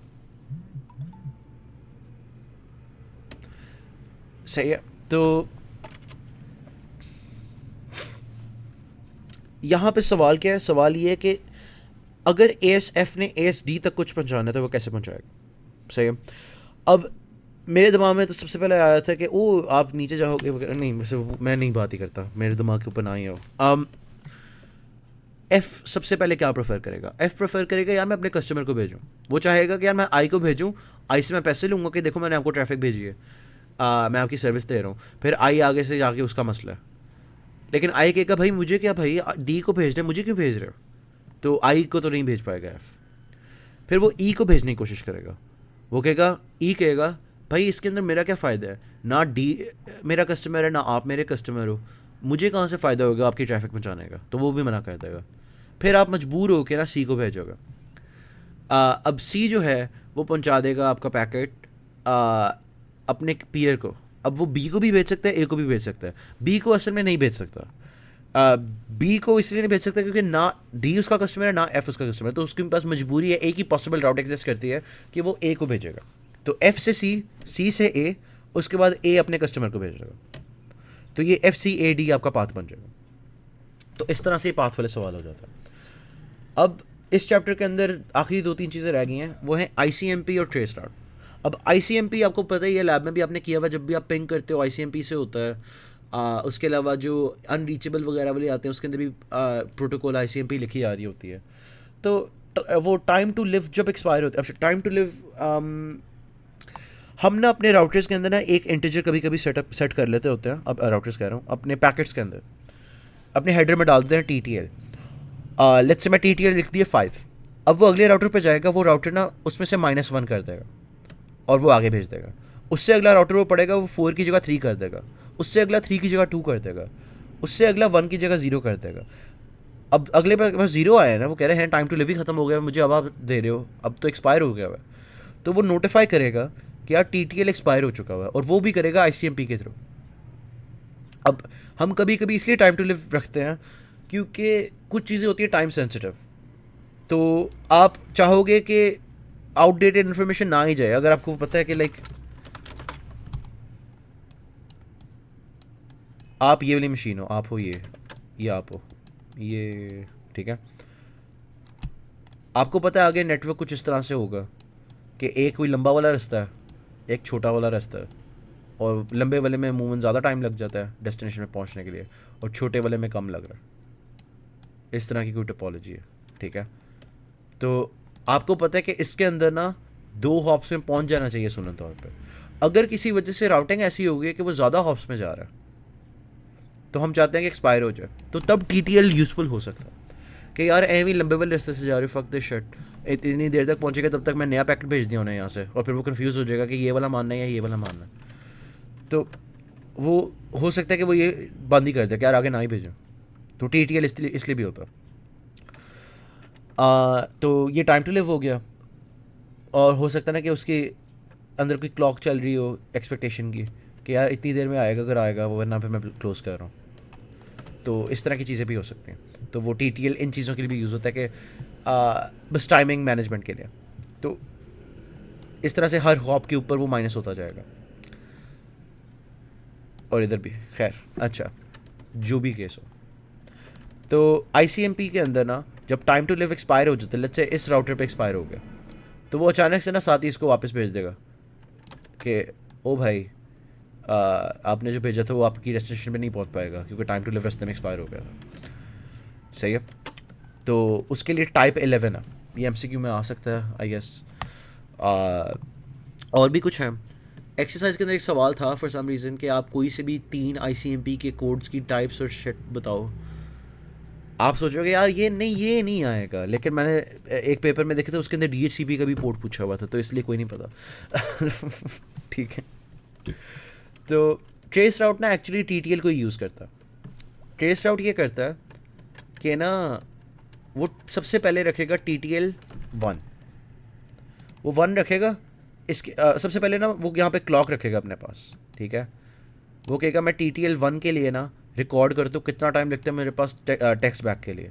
तो TTL 1 रखेगा, यहाँ पे आएगा वो 0 हो जाएगा जब वो माइनस करेगा। वो कहेगा यार ये तो एक्सपायर हो गया, वापस ले लो। तो वो देखेगा कितना टाइम लगा इसमें, लेट्स से 20 मिली सेकेंड लग गया। इसी तरह से हो सकता है वो TTL 2 रख दे, तो उस केस के अंदर वो देख फिर से नई क्लॉक शुरू करेगा और वो लेट्स से 25 मिली सेकेंड में पहुंच गया। अब वो फिर से क्लॉक चलाएगा और इस पर 3 TTL रख के चलाएगा, तो वो इधर जाएगा। अब हो भी सकता है कि ये कम हो जाए, क्योंकि हो सकता है उस वक्त ट्रैफिक ज़्यादा थी जब इसने ये वाला भेजा, तो ये अंडरस्टैंडेबल है। ये डिफरेंट ऑब्जर्वेशन हैं, ये आपको पता होना चाहिए। ट्रेस आउट कुछ यूँ काम कर रहा होता है। उसके बाद वो ऐसे पुम पुम पुम इस तरह से इवेंचुअली वो सारों का करता रहता है। और लेट्स से आपकी डेस्टिनेशन ही यही थी, तो अब आपको टाइप 11 आने की जगह आएगा टाइप 3 आईसीएमपी मैसेज, जिसका कोड होएगा 3। टाइप 3 हमें बता रहा है अनरीचेबल, ठीक है। और कोड 3 में बता रहा है क्या चीज़ अनरीचेबल है, पोर्ट है, होस्ट है या नेटवर्क ही अनरीचेबल है। तो इसके अंदर कहेगा पोर्ट अनरीचेबल है, क्योंकि ट्रेस राउट ना बाय डिफ़ॉल्ट एक रिटार्डेड सा पोर्ट डाल देता है जो कोई भी नहीं यूज़ कर रहा होता। तो वो उसके ऊपर भेजता है, डेस्टिनेशन पे पहुंच भी जाता है तो वो कहता है यार फक यू, ये कोई पोर्ट एग्जिस्ट ही नहीं करता, क्यों तंग कर रहे हो मुझे। वो कहेगा आपने मुझे गलत पोर्ट पे कुछ भेजा है, फक यू, टाइप शर्ट। तो बूम बूम बूम बूम इस तरह से करके इन केसेस के अंदर आ जाएगा टाइप 11, और जब आखिरी डेस्टिनेशन में पहुंचेगा ना उसको इस तरह से पता चलेगा क्योंकि वो टाइप 3 भेजेगा आईसीएम पे, और वो साथ रिकॉर्ड करता रहेगा कितने मिली सेकेंड तक। तो ट्रेस आउट ऐसे काम करता है, बस एक डिबगिंग टूल है। अच्छा, अब है आगे चैप्टर 6। अच्छा जी, ब्रेक ले रहा हूँ, फक यू। अच्छा, ये वाला चैप्टर काफ़ी छोटा है वैसे चैप्टर 5 की निस्बत, इसके अंदर कुछ इतना ज़्यादा भी नहीं है। लिंक लेयर क्या करती है? लिंक लेयर ये करती है कि आपके आईपी डेटाग्राम्स कह लो, उनको फ्रेम्स में सब डिवाइड कर देती है। नाइस, ठीक है। उसके अलावा फ्लो कंट्रोल भी मैनेज करती है। अब आप कहोगे फ्लो कंट्रोल, तो जैसे आप नहीं कहोगे कि आपने ये लेक्चर सुन लिया हुआ है पहले। नहीं, टीसीपी जो है ना वो भी फ्लो कंट्रोल मैनेज करता था, ठीक है। कि अगर सेंडर को आप उसकी कैपेसिटी से ज़्यादा दे रहे हो तो वो एक आर विंडो के उसके अंदर एक पैरामीटर होता था। अब वो जो है ना वो है एंड टू एंड, कि क्या ये भाई जो है हैंडल कर सकते हैं ट्रैफिक, लग नहीं रहा, ठीक है। तो अगर उसके पास ऐसे बहुत ज़्यादा ट्रैफिक आ रही है ना तो वो कहेगा भाई स्लो द फक डाउन, और वो अपने एंड टू एंड बात हो रही होगी। टीसीपी एक एब्स्ट्रैक्शन देता है कि आप एंड टू एंड बात कर रहे हो, क्योंकि वो नीचे वाली लेयर वाली चीज़ों को ऑफिसकेट कर देता है। वो बस उनकी सर्विसेज खुद कॉल कर रहा होता है, लेकिन आपके लिए बस एक इनपुट आउटपुट है, ठीक है। तो जो एप्लीकेशन लेयर है आपको कहती है कि आपका जो डिज़ायर्ड डेस्टिनेशन है ना वो carry slow the hell down, तो वो यहाँ पे स्लो द हेल डाउन हो जाता है, सही है।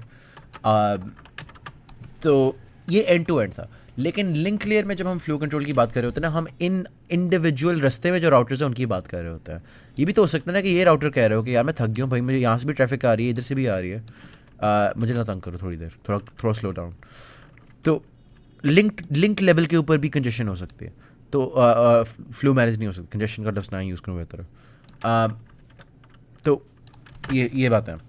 अब उसके अलावा लिंक लेयर के अंदर आती है error detection correction, reliable delivery, half duplex और फुल डुप्लेक्स। अच्छा, रिलायबल डिलीवरी भी ऑब्वियसली जिस तरह से हम बात करते थे टीसीपी ट्रांसपोर्ट लेयर के अंदर कहते हैं यार रिलायबल डिलीवरी होनी चाहिए। सर्विसेज में हम लिस्ट कर देते थे लेकिन एक्चुअली हर प्रोटोकॉल नहीं करती थी वो इम्प्लीमेंट। यूडीपी याद है नहीं करती थी रिलायबल डिलीवरी। इसी तरह से लिंक लेयर के अंदर भी अक्सर प्रोटोकॉल्स रिलायबल डिलीवरी नहीं मेंटेन करती, ईथरनेट नहीं करते, लेकिन वाईफाई करती है लिंक लेवल के ऊपर रिलायबल डिलीवरी, क्योंकि उसके अंदर बहुत ज़्यादा मसले आना शुरू हो जाते हैं शुरू में ही। आपका फ़ोन है यहाँ पे, ठीक है, वो वाईफाई सिग्नल्स भेज रहा है आपके राउटर को, ठीक है, और आपका राउटर जो है वो आगे एक बहुत कॉम्प्लिकेटेड नेटवर्क को सारी ट्रैफिक फॉरवर्ड कर रहा है। अगर इसी एरिया में एरर आ गया हुआ है तो आप इतना एम ही उसको प्रोपोगेट कर रहे हो just for the transport layer to say कि यार चेकसम फेल हो गया। तो आप लिंक लेवल के ऊपर भी थोड़ा सा कर सकते हो जहाँ पे आपको पता है कि यार यहाँ पे ज़्यादा चांस है, सही है, यहाँ पे ज़्यादा चांस था क्योंकि ये वायरलेस है, वायरलेस के अंदर हमेशा ही मसला आ जाता है। तो इसीलिए वाईफाई की जो प्रोटोकॉल है उसके अंदर लिंक लेवल के ऊपर रिलायबल डिलीवरी है। अब यहाँ पे नहीं है वायर लेवल पे, तो हो सकता है यहाँ पे कोई बिट फ्लिप हो जाए, तो इसीलिए अभी भी ट्रांसपोर्ट लेवल के ऊपर ज़रूरत है रिलायबल डिलीवरी की। लेकिन लिंक लेयर पे हम इसलिए करते हैं कि अगर कोई चीज़ ज़्यादा वल्नरेबल हो तो उसको पहले ही देख लें। अच्छा, अब उसके अलावा नेटवर्क इंटरफेस कार्ड कुछ होता है, आपको बस ये पता होना चाहिए कुछ होता है चार्ट। एरर डिटेक्शन पे आते हैं। एरर डिटेक्शन के अंदर ना, हाँ, चाहे आप जो मर्जी मैकेनिज्म यूज़ कर लो, एक काम आप हमेशा यूज़ करोगे, वो होगा कि आप कुछ एक्स्ट्रा बिट्स ऐड कर रहे होगे अपने फ्रेम के एंड पे, ठीक है। तो ये जो है ये पैरिटी बिट भी हो सकता है, एक सिंगुलर पैरिटी बिट पूरा, उसके अंदर ये है कि पूरा पैकेट जो है ना मैंने भेजा वो बस इवन है। हो सकता है कि आप हर बाइट के बाद पैरिटी बिट्स डाल रहे हो, ठीक है, या फिर आप कोई आपने सेगमेंट्स में डिवाइड कर दिया और आप हर सेगमेंट की पैरिटी इवन रख रहे हो कि ये सेगमेंट 1 की पैरिटी है, सेगमेंट 2 की, और फिर आप जब रिसीवर साइड पे इसको देखोगे अगर ये as a whole including the parity bit even है तो कोई मसला नहीं हुआ। अगर लेट्स से ये ऑड है इसके अंदर नंबर ऑफ वंस तो कोई मसला हो गया, या पैरिटी बिट फ्लिप हो गया या इसके अंदर कुछ फ्लिप हो गया।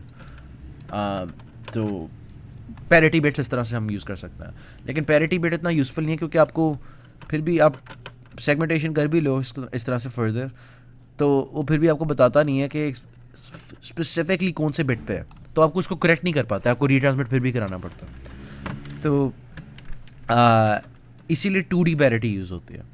2D पैरिटी के अंदर ये होता है कि आप ना अपने डेटा को ना रोज़ में प्रेजेंट करते हो, ठीक है। अब रोज़ में आपने प्रेजेंट कर लिया तो यहाँ पे हमने 2-2 बाइट्स के बाद अगली रो कर दिया। अब मैं देख सकता हूँ कि पहली वाली रो के अंदर गिनते जाता है odd even, odd even, odd even, odd even, तो इवन है तो यहाँ पे तो पैरिटी बिट 0 ही आगे आना चाहिए। तो अगर मैं यहाँ पे लिखना होता ना तो मैं 0 लिखता। इसी तरह odd even, odd even, odd even, odd even, तो ये भी इवन है, यहाँ पे भी आगे 0 होना चाहिए। इसी तरह odd even, odd even, odd even, तो ये भी इवन पैरिटी में। Odd even, odd even, odd even, ये सारी इवन है भाई। Odd even, odd even, odd even, odd even, भाई सारे इवन है, व्हाट द हेल, शायद मैंने यहाँ पे गलती कर दिया। Odd even, odd even, odd even, okay, यहाँ पे भी 0 होना चाहिए था, ठीक है। पैरिटी बिट भी फ्लिप हो सकता है, ये असल में ना यूमैस की साइड से प्रॉब्लम से मैंने अस्यूम किया था, देख के लग रहा था कि पैरिटी सही है, अपेरेंटली नहीं है। खैर, तो कॉलम्स के अंदर हम इस तरह से पैरिटी लिख लेंगे कि ऑड इवन, ऑड इवन, तो ये ऑड्स थे तो यहाँ पे इनको इवन बनाने के लिए हम यहाँ पे 1 डाल देते हैं। तो 2D पैरिटी इस तरह से काम करती है, हम डालते हैं इस तरह से। अब लेट्स से मैं रिसीवर हूँ और अभी जिस तरह से मैंने देखा कि आप मुझे कह रहे हो यार पैरिटी बिट्स ये हैं, लेकिन जब मैं देख रहा हूँ पैरिटी तो मुझे नज़र आ रहा है ये पहले का इवन था, आप अब ऑड कर दिए, तो मसला अगर बिट फ्लिप हुआ ना तो इस रो में हुआ होगा, इसीलिए फिर मैं आगे कॉलम भी देख सकता हूँ। तो अगर मैं एक और एग्जांपल लूँ, जिसने पहले का कर लिया हुआ है ये सारा काम, ताकि आपका टाइम ना ज़ाया हो, आप अगर देखोगे तो आपको पता चल जाएगा कि ओ अच्छा ये वाली रो फैक्ट है और ये वाला कॉलम फैक्ट है। तो इनका इंटरसेक्शन आपको बता देगा अच्छा ये स्पेसिफिक बिट है जिसकी वजह से मसला आ रहा था। सिंगल पैरिटी बिट से ये फ़ायदा नहीं होता था कि हम करेक्ट कर सकें, हमें खाली पता चलता था कि डिटेक्ट हो गया। इसके अंदर हम इसको फ्लिप कर देंगे ना तो आपका पैकेट सही हो जाएगा। तो ये एरर करेक्शन भी कर देता ये वाला मैकेनिज्म। तो 2D पैरिटी इसलिए यूज़फुल है। अब एक छोटा सा और असाइड, 2 बिट फ्लिप्स अगर हो जाएं तो मसला हो जाएगा। मैंने इसी पैकेट के अंदर ये वाला नंबर बस 0 की जगह 1 कर दिया, लेकिन अब जब मैं ब्लाइंडली मेरे पास ये डेटा आता है तो मैं देखता हूँ यार ये रो फक्ड है, ये रो फक्ड है, ये कॉलम फक्ड है, ये कॉलम फक्ड है। तो अब मेरे पास 4 इंटरसेक्शन पॉइंट्स आ रहे हैं, मुझे नहीं पता इनमें से कौन से 2 हैं।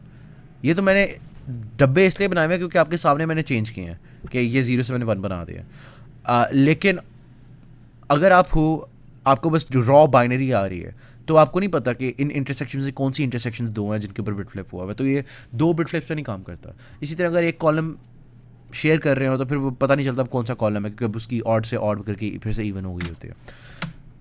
ठीक है, उसके बाद है CRC के अंदर आपके पास एक जनरेटर स्ट्रिंग होती है। यूजुअली वो आपकी प्रोटोकॉल के स्पेक के अंदर डिफाइंड होती है, या फिर अगर वो नहीं तो हैंडशेक में होगी। ईथरनेट के अंदर तो एक पहले की हार्ड कोडेड है कि हर ईथरनेट कनेक्शन ने यही जनरेटर स्ट्रिंग यूज़ करनी है और वो कोई लंबी सी है। तो वो है 7 बाइट्स ऑफ, खैर नहीं नहीं मैं भूल गया चार्ट, खैर डजेंट मैटर, कोर्स से बाहर की बात है, वो रिलेटेड है बट बाहर। आप ना काफ़ी बार जनरेटर स्ट्रिंग को ना एक पोलिनोमियल की फॉर्म में भी देखोगे, उसको लिखा होगा जनरेटर पोलिनोमियल। तो वो कुछ क्लासेस में नहीं जिक्र हुआ था, तो वो यही है कि आप यहाँ पे देख सकते हो कि x³ + x² + x⁻0 लिखा हुआ है। तो इसका मतलब है बिट 0 को आपने 1 करना है, बिट 2 को आपने 1 करना है, बिट 3 को आपने 1 करना है।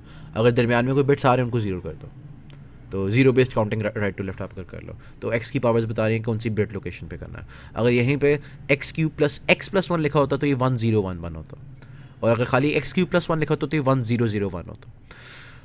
खैर, तो साइक्लिक रिडंडेंसी चेक्स या CRCs के अंदर यही जनरल आइडिया है कि आपने एक G सेट कर लिया हुआ है और आप जो भी डेटा भेजोगे ना वो G से डिविजिबल होएगा। अब उसको डिविजिबल बनाने के लिए हम कुछ बिट्स अपेंड कर देते हैं आगे। तो सबसे पहले आपके पास कोई डेटा होगा और आपके पास कोई G दिया होगा। अब अगर आपको G दिया हुआ है, जनरेटर स्ट्रिंग दी हुई है, आपको पता है कि रिमाइंडर के अंदर कितने आ जाएंगे मैक्सिमम डिजिट्स। अगर इसके अंदर 4 है तो रिमाइंडर में मैक्सिमम 4 आ जाएंगे। तो आप इससे ये इन्फर कर सकते हो। तो आपको खाली DG दिया होगा तो आपने खुद R निकाल लेना छोटा। अब हम बड़ा R निकालने के लिए पहले ना D को मल्टीप्लाई करते हैं विद 2 पावर ऑफ R, जो कि इफेक्टिवली ये है कि बस 3 ज़ीरोज़ डाल दो, जितने R के डिजिट्स हैं उतने ज़ीरोज़ डाल दो। सही है, ये बस फैंसी तरीका है लिखने का इस आइडिया को कि बस ज़ीरोज़ आके डाल दो। सही है, तो अब मैं इस D × 2 पावर R को डिवाइड करूँगा G से। अब इसके अंदर जो मेरे पास रिमाइंडर आएगा ना वो मेरा R होएगा। अब ये जो डिवीज़न हो रही है ये नॉर्मल डिवीज़न नहीं है, ये सब्ट्रैक्शन की जगह ज़ोर करती है। ठीक है, तो इसकी एक अच्छी एग्जांपल ये है कि आप अगर इधर देखो, यहाँ पे ना G वाली स्ट्रिंग जो है 110 है, और डेटा का जो पहला वाला सेगमेंट है ना जो डिवाइड हो रहा है वो है 101। आप इसके ऊपर अगर कर भी लोगे ना ज़ोर, तो अगर आप सब्ट्रैक्शन समझते हैं इसको तो आप कहते हो यार ऊपर वाला नंबर नीचे वाले से बड़ा है, तो सॉरी उल्टा बोल दिया, नीचे वाला नंबर ऊपर वाले नंबर से बड़ा है तो ये तो सब्ट्रैक्ट हो ही नहीं सकता, माइनस में चला जाएगा। लेकिन हमने ये करना नहीं, हमने ज़ोर करना है। तो ये एक सवाल मैंने किया था एक्सरसाइज का, उसके अंदर हो रहा था, मैं भूल गया कौन सा था, लेकिन उसके अंदर ये मसला आ रहा था। तो आपने बस ज़ोर करना है। तो ज़ोर के अंदर फ़र्क नहीं पड़ता कि ऊपर वाला बड़ा है या नीचे वाला बड़ा है। तो बस अगर दोनों 1 1 है तो 0 हो जाएगा, दोनों 0 0 है तो 0 हो जाएगा, अगर 1 0 1 1 है तो 1 हो जाएगा। बस ये ब्लाइंडली आपने लगाई जाना, फिर आपने बस R निकाल लेना। तो इस तरह से आपको डेटा के आगे जो 3 बिट्स आपने इंसर्ट करने हैं आपको पता चल जाता है कि ये करने हैं ताकि डिविजिबल बाय G हो जाए एज अ होल। तो DR टाइप शर्ट इसके अंदर सिर्फ यही था, एरर डिटेक्शन के अंदर यही था। अब आगे अगला टॉपिक आ जाता है मल्टीपल एक्सेस प्रोटोकॉल्स। अब आपके पास कोई शेयर्ड वायर है लेट्स से जो पूरा मोहल्ला यूज़ कर रहा है और समथिंग, तो उसके अंदर आपके पास काफ़ी स्ट्रेटजीज आ जाती हैं। ठीक है, चैनल पार्टीशनिंग आ जाती है, रैंडम एक्सेस आ जाती है, टर्न टेकिंग आ जाती है। तो चैनल पार्टीशनिंग तो बहुत सेल्फ एक्सप्लेनेटरी है कि आप चैनल को डिवाइड कर देते हो into equal blocks, TDM FDM कर लो, जो मर्जी करना है।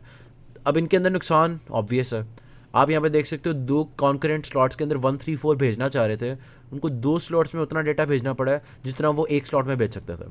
बकाया 3 स्लॉट्स खाली पड़े हुए हैं लेकिन वो रिजर्व छोड़े हुए हैं। तो ये रिजर्वेशन का ये मसला हो जाता है कि वो ज़रूरी नहीं है मैक्सिमम यूटिलाइजेशन ले पाए।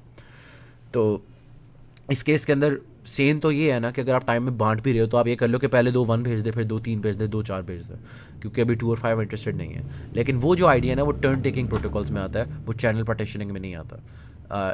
तो चैनल पार्टीशनिंग के अंदर ये एक फ्लॉ है कि आप यूटिलाइजेशन नहीं पूरी कर रहे। उसके बाद आपके पास अगले आ जाते हैं random access protocols. Random access protocols बस होते हैं कि यार हमने कुछ भी नहीं, आपको कोई रिस्ट्रिक्शन नहीं है कि आपने एग्जैक्टली इसी टाइम स्लॉट पे करना है, आपके अंदर कोई रिजर्वेशन का सिस्टम नहीं है, अगर आपको फ्री मिले ना बस आप ट्रांसमिट कर दो, ठीक है। तो उसके अंदर स्लॉटेड अलोहा आ जाता है सबसे पहले। तो स्लॉटेड अलोहा के अंदर ऐसे ही है जैसे हमारे यूनिवर्सिटी के अंदर स्लॉट्स होते हैं कि 8:30 पे पहली क्लास है, उसके बाद 10 बजे क्लास है। तो इसके अंदर भी ना ट्रांसमिशंस के लिए स्लॉट्स होते हैं। अब इनके ऊपर भी यही रूल है कि अगर आपने कोई क्लास शुरू करनी है ना, आपने एक स्लॉट के शुरू में ही करनी है। आप ये नहीं कर सकते कि 8:50 पे क्लास शुरू करो, आप 8:30 पे ही कर लो, या फिर अगर आप 8:30 पे नहीं कर सकते तो आप 10 बजे करो, सिवाय अगर आप इंग्लिश हो ऑब्वियसली। खैर ठीक है। तो इसी तरह से स्लॉटेड अलोहा के अंदर होता है कि स्लॉट्स बने हुए हैं, और अगर आपने एक्टिविटी शुरू करनी है आप स्लॉट के शुरू में ही कर सकते हो। तो अगर आपको बीच में कहीं याद आता है स्लॉट के यार मैं भेजना चाह रहा हूँ, तो आपको अगले स्लॉट का शुरू तक इंतज़ार करना पड़ेगा। तो यहाँ पे ना मसले आ जाते हैं। मसले ये आ जाते हैं कि यार भाई कोलिजन के लिए कोई कुछ नहीं सोचा हुआ। मैं आता हूँ, मुझे पूरी तार मिल जाती है, ठीक है, मैं बस शुरू हो जाता हूँ बिना देखे। फिर नोट 2 आती है, वो भी बस शुरू हो जाती है। तो अब दोनों एक साथ शुरू हो गए, मसला हो गया ना। तो एक टाइम पे अगर मल्टीपल भेजने की कोशिश करें तो कुछ आपने हैंडल ही नहीं किया, तो वो किस तरह से करना। तो स्लॉटेड अलोहा ये करता है कि ना जब कोलिजन डिटेक्ट होती है ना तो हर मशीन के ऊपर ना एक वैल्यू सेट हुई होती है P, ठीक है, लेट्स से वो 30% है, ठीक है। अब वो चांस है कि अगले स्लॉट में आपने ट्रांसमिट करना है या नहीं करना, तो वो करेगा math.random और वो 0 से 1 के बीच में एक नंबर जनरेट करेगा। अगर वो 30 से कम था तो वो डाल देगा, वो फिर ट्रांसमिट कर देगा। अगर 30 या उससे ज़्यादा था तो फिर वो स्किप कर जाएगा ये वाला स्लॉट। तो नोड 1 रैंडम जनरेटर चलाता है, 30% चांस है कि वो ट्रांसमिट करेगा या नहीं करेगा, ठीक है। तो उसका अगले स्लॉट के अंदर नहीं तुक्का लगता। तो नोड 2 का भी यही सीन है, नोड 2 भी रन करता है, 30% चांस था तो ऑब्वियसली मोर लाइकली यही था कि वो ना ही करे। नोड 3 के अंदर भी यही था। तो सारे रैंडम नंबर्स जनरेट करते हैं सॉरी। तो वो इस तरह से स्लॉट सारे मिस कर गए। अब अभी भी कोई कोऑर्डिनेशन नहीं है। देखो फिर से अगर आप इस प्रोटोकॉल को भी यूज़ करते रहो ना आगे, तो कोलिजन्स आएंगे। तो स्लॉटेड अलोहा इज़ यकी बू बैड, ठीक है। इसके अंदर ये भी है कि स्लॉट्स यूज़ नहीं हो रहे कोलिजन के केस के अंदर, और ये भी है कि कोलिजन बार बार हो जा रही है यार, मतलब 1-2 बार बार हो जा रही है, तो उसको भी कोई हैंडल नहीं कर रहा। तो ये ना बड़ा इनएफिशिएंट है। अब अगर हम सोचें चलो ठीक है हम स्लॉट्स ही काट देते हैं, मसला ये है ना कि आप स्लॉट्स भी ज़ाया कर रहे हो पूरा। अगर कोलिजन हो जाती है नोड 1 नोड 2 नोड 3 की, आप पूरा स्लॉट ज़ाया कर देते हो। आप स्लॉट यूज़ करो यार, हम ऑप्टिमाइज़ करते हैं इसको, तो आप स्लॉट्स काट देते हो, ये और बुरा हो जाता है ठीक है। इसके अंदर और ज़्यादा कोलिजन्स आ जाती हैं, और ज़्यादा बुरा हो जाता है।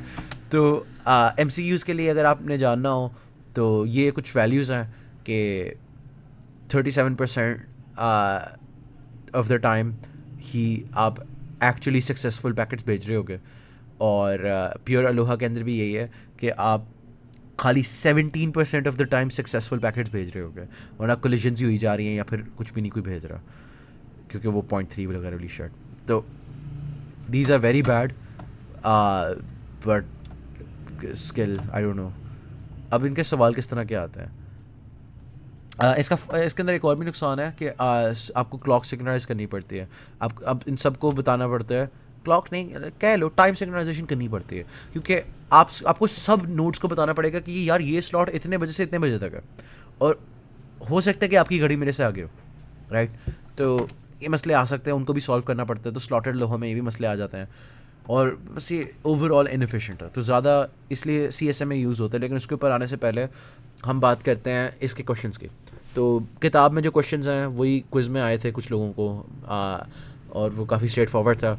आपको डिफरेंट टाइम स्टैम्प से बताया हुआ कि यार ये इंटेंड कर रहे डेटा भेजने में, स्लॉटेड अलो है, आपको 1 यूनिट ऑफ टाइम लगता है, ठीक है।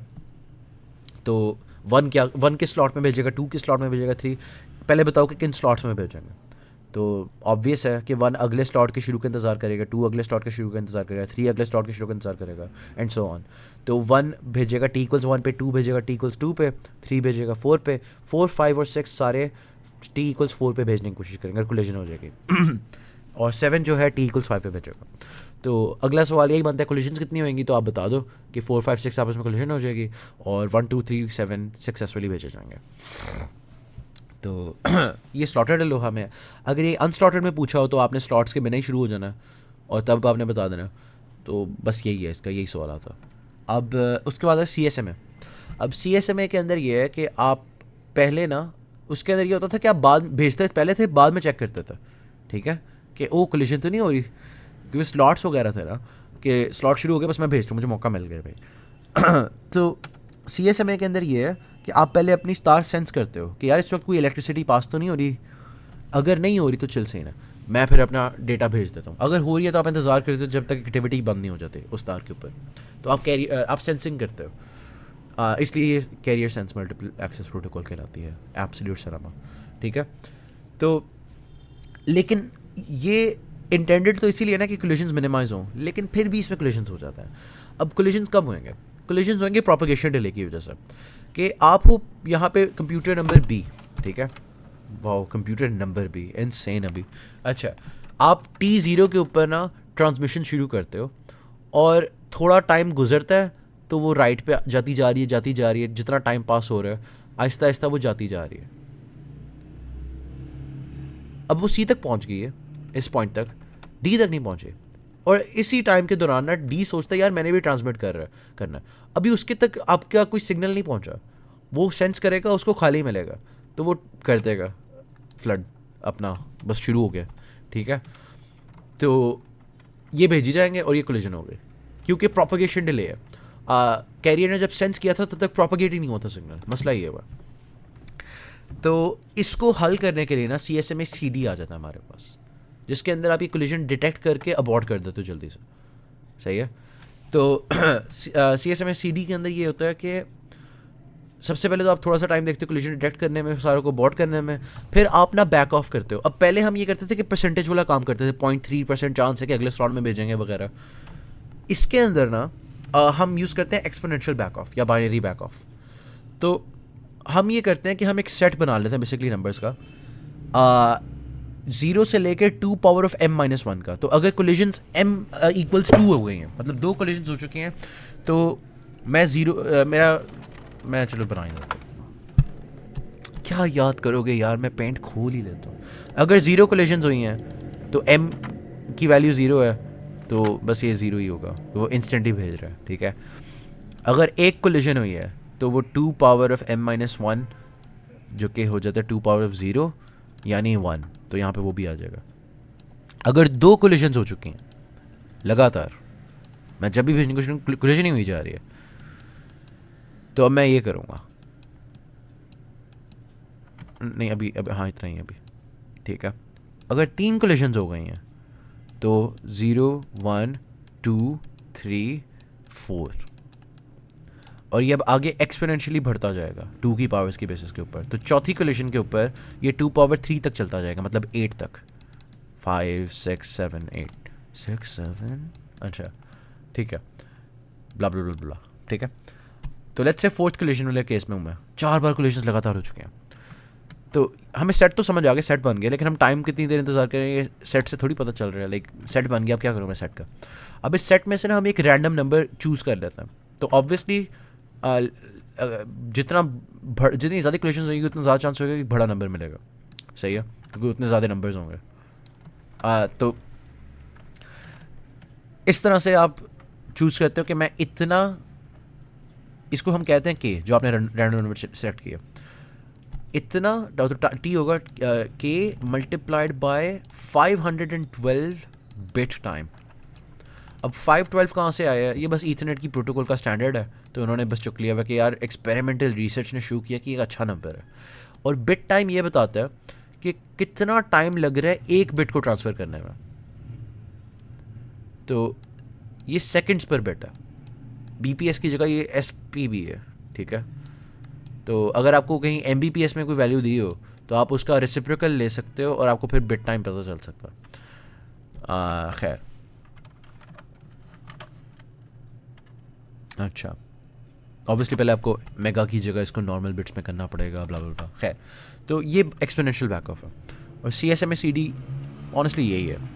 अब इसके अंदर एफिशिएंसी के अंदर उन्होंने फिर से कोई रैंडम शिट पुल आउट की हुई है और एक्सप्लेन नहीं किया हुआ कि कहाँ से इक्वेशन आई है, लेकिन बस आई हुई है। हमारे टीचर ने कोई भी इन मैथ वाली चीज़ों पे फोकस नहीं किया था। मतलब इसके ऊपर भी वो कहते हैं बस मान लो यार 1/e आ गया, फ़र्क नहीं पड़ता। तो मेरे ख्याल उनको खुद भी नहीं पता होना। तो आई डोंट थिंक ये इतना इंपॉर्टेंट है, मैं रट्टा भी नहीं मानने वाला इनका। बट हाँ, ओके। अब आगे आ जाती है turn taking protocols. Turn taking protocols के अंदर ये है कि अब मैं थक गई हूँ बोल बोल के। अच्छा, टर्न टेकिंग प्रोटोकॉल्स के अंदर ये है कि या तो वो पोलिंग यूज़ कर रहा होगा या वो एक round robin type token passing type shut है, ठीक है। तो बेसिकली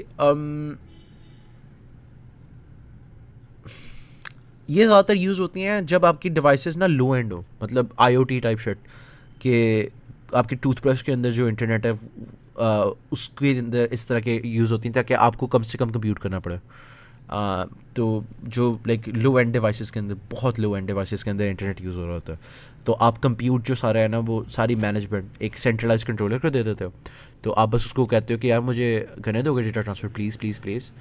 तो वो आगे से आपको अगर येस कह देगा तो सिर्फ तब आप शेयर्ड मीडिया पे फ्लड करोगे। इसी तरह से यहाँ पर टोपोलॉजी रिंग शो की हुई है, लेकिन ज़रूरी नहीं है कि रिंग टोपोलॉजी में हो। बस ये समझने के लिए कि मतलब लेफ़्ट वाली मशीन के पास कुछ भी नहीं था भेजने को, तो इसलिए इसने अगली मशीन को भेज दिया कि यार अब आप टोकन यूज़ कर लो। अब ये अपने पास ही टोकन रखेगा जब तक ये अपना सारा डेटा भेज नहीं लेता, उसके बाद टोकन आगे राइट पे भेज देगा और ये क्लॉकवाइज इस तरह से घूमता रहेगा। अब इनके मसले आपको पता ही हैं, टोकन के अंदर वो कॉन्वॉय इफेक्ट आ सकता है, उसके अलावा टोकन म्यूटेट हो सकता है, लूज़ हो सकता है किसी अनस्टेबल लिंक की वजह से। तो ये टोकन एक सिंगल पॉइंट ऑफ फेलियर है, इसके अंदर लेफ्ट साइड पे कंट्रोलर एक सिंगल पॉइंट ऑफ फेलियर है, एट्सेट्रा, ठीक है। तो ये इनके नुकसान है। फ़ायदे यही हैं कि लो एंड डिवाइसेस में डब्ल्यू इनको ज़्यादा क्लॉक सिंक्रोनाइजेशन भी नहीं करनी पड़ती, कुछ भी नहीं करना पड़ता। तो ये होगी बात। अब आगे बात आती है केबल नेटवर्क्स की। एक छोटा सा टॉपिक है, ये भी सर ने लिटरली बस 5 सेकंड में करके बस आगे निकल गए थे, तो मेरा नहीं ख्याल इंपॉर्टेंट है। वो यही है कि अगर आपके पास एक तार है जो आपके मोहल्ले में जा रही है,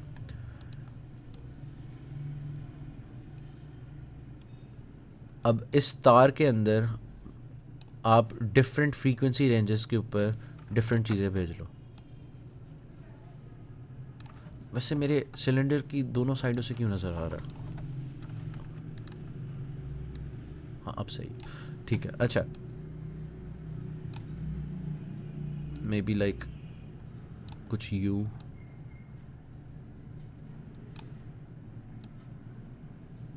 ठीक है। ये हो गया सर्विस 1 के लिए फ्रीक्वेंसी रेंज, ये होगी सर्विस 2 के लिए। हो सकता है इनमें से कोई अपस्ट्रीम के लिए हो, कुछ डाउनस्ट्रीम के लिए हो। ये हो सकता है कि सिर्फ और सिर्फ रिक्वेस्ट भेजने के लिए, और अक्सर ज़्यादातर होंगे डाउनस्ट्रीम के लिए कि मैं आपको कोई सर्विस प्रोवाइड कर रहा हूँ, क्योंकि ज़्यादा डाउनस्ट्रीम चीज़ें ही हो रही होती हैं, आप ज़्यादा कंज्यूमर्स की तरह एक्ट कर रहे होते हो, कंज्यूम, ठीक है। Service 3 etcetera. तो अब इन सारी सर्विसेज के अंदर ना ये तो हमने एक तार के ऊपर फ्रीक्वेंसी डिस्ट्रीब्यूशन मल्टीप्लेक्सिंग करके हर सर्विस को अलग फ्रीक्वेंसी रेंज दे दी। अब इस बैंड के अंदर भी ना आगे मल्टीप्लेक्सिंग हो रही होगी टाइम डिवीजन, और ये होगी नेबरहुड 1, नेबरहुड 2, नेबरहुड 3, या लेट्स से 2 ही हैं, ठीक है, इस तरह से। और इनके अंदर ना इस पूरे नेबरहुड के अंदर जो इंडिविजुअल यूजर्स हैं उनको भी कोई अलहदा प्रोटोकॉल लगी होगी, रैंडम एक्सेस होगी या कुछ होगी, टर्न टेकिंग होगी, जो मर्जी होगी, CSMA लगा लो, जो मर्जी लगा लो, जिसके थ्रू इस टाइम स्लॉट को शेयर किया जा रहा है मल्टीपल यूज़र्स के अंदर। तो तार के केक डब्बे के अंदर डब्बा, डब्बे में केक टाइप शिट और समथिंग बार्स। ठीक है, अगला टॉपिक आ जाता है लैंस का। लैंस के अंदर होता है मैक एड्रेसेस कुछ होते हैं, वो 6 बाइट होते हैं, उसके अंदर बस कॉलन आ जाता है और वो हेक्स में लिखे होते हैं। ARP एड्रेस रेजोल्यूशन प्रोटोकॉल है। एड्रेस रेजोल्यूशन प्रोटोकॉल के अंदर ये है कि आप किसी अननोन IP को एक्सेस करना चाह रहे हैं जिसका आपको मैक एड्रेस नहीं पता, तो आप क्या करोगे? क्योंकि लोकल एरिया नेटवर्क्स काम ही लेयर 2 पे कर रहे होते हैं कि वो बस मैक एड्रेसेस वगैरह देखते हैं, IPs भी देखते हैं ऑब्वियसली, बट मेजरली वो इसी चीज़ को देखते हैं क्योंकि स्विचेस आर चीपर राउटर्स से, और राउटर्स फिर आपका गेटवे बन जाते हैं बकाया नेटवर्क से बात करने के लिए।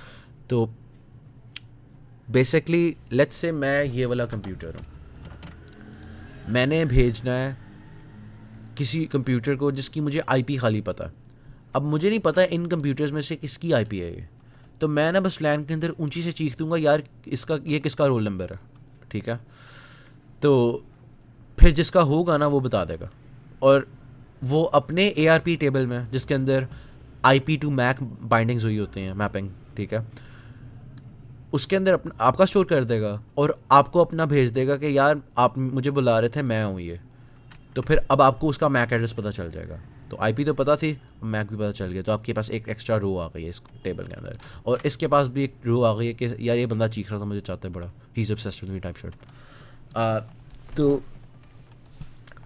आप ऑब्वियसली डेस्ट मैक फुल रख लोगे, FF 6 के 6 बाइट्स, और फिर वो, हाँ ठीक है, बस यही है। अब इसका सवाल किस तरह से आता है, हमें ये आया था, बड़ा इजी था, मतलब इस कुछ बताने वाला नहीं है, बस ये कहा है कि इंटरेक्शन हुई है, बताओ इसके टेबल में क्या होगा, इसके टेबल में क्या होगा। तो होस्ट A के अंदर होस्ट B का आ जाएगा, होस्ट B के अंदर होस्ट A का आ जाएगा। उसके अलावा कुछ राउटर के बारे में सवाल था छोटा सा, लाइक दैट्स इट। तो अब आगे अगला टॉपिक है routing to another subnet. Routing to another subnet किस तरह से कर सकते हैं हम? तो यही है कि IP कांस्टेंट रहती है आपके पैकेट की, लेकिन मैक एड्रेस चेंज हो जाएगा, क्योंकि यहाँ पे आपका सोर्स मैक एड्रेस होएगा A का, ठीक है, और आपका डेस्टिनेशन मैक एड्रेस होएगा आपके लोकल गेटवे का। सही है, अब ये आपकी डेस्टिनेशन IP पड़ेगा, राउटर आपको कहेगा अच्छा आपने इस साइड पे भेजना, ठीक है। फिर ना वो अब अपन अगली बार जो सोर्स मैक एड्रेस होएगा ना, आपका A के होने की जगह ये वाला लिंक होएगा और इंटरफेस होएगा, ठीक है, और डेस्टिनेशन ये होगा, और इसके अंदर भी वो ARP वगैरह करके कर रहा होगा कि IP2 वगैरह, ठीक है। इस तरह से सारा कुछ ARP है चार्ट। ये था सारा कुछ मैक एड्रेसेस के बारे में। अब है ईथरनेट प्रोटोकॉल्स की, अब प्रोटोकॉल्स की कह रहा हूँ, प्रोटोकॉल वैसे हाँ काफ़ी ज़्यादा ही हैं इम्प्लीमेंटेशन उसकी। खैर, ईथरनेट प्रोटोकॉल जो है वो कनेक्शनलेस है और अनरिलायबल है, UDP कोर, ठीक है। हर पैकेट एक सेल्फ कंटेन्ड मैसेज है, और ये जो है ना ये यूज़ करता है CSMA/CD। इसके अंदर सबसे पहले जो चीज़ है प्रीएम्बल। प्रीएम्बल क्या होता है? तो मैंने मेंशन किया था कि कनेक्शनलेस है, तो कोई कनेक्शन नहीं है।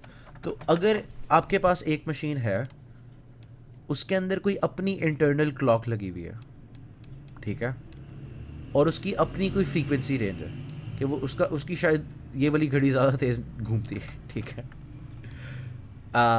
असल में ये वो क्वार्ट्ज क्लॉक्स होती हैं या DLD में जो पड़ी थी वो वाली बात है, बट इस तरह से।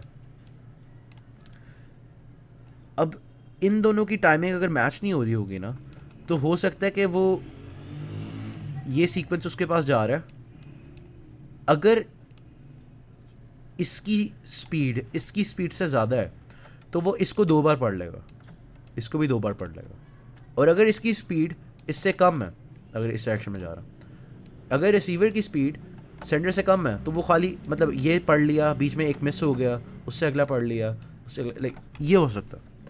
तो हमारे लिए बड़ा इंपॉर्टेंट होता है कि हम क्लॉक सिंक्रोनाइज करें। अब इसमें कनेक्शन भी नहीं है, तो वो किस तरह से होता है? वो होता है प्रीएम्बल से।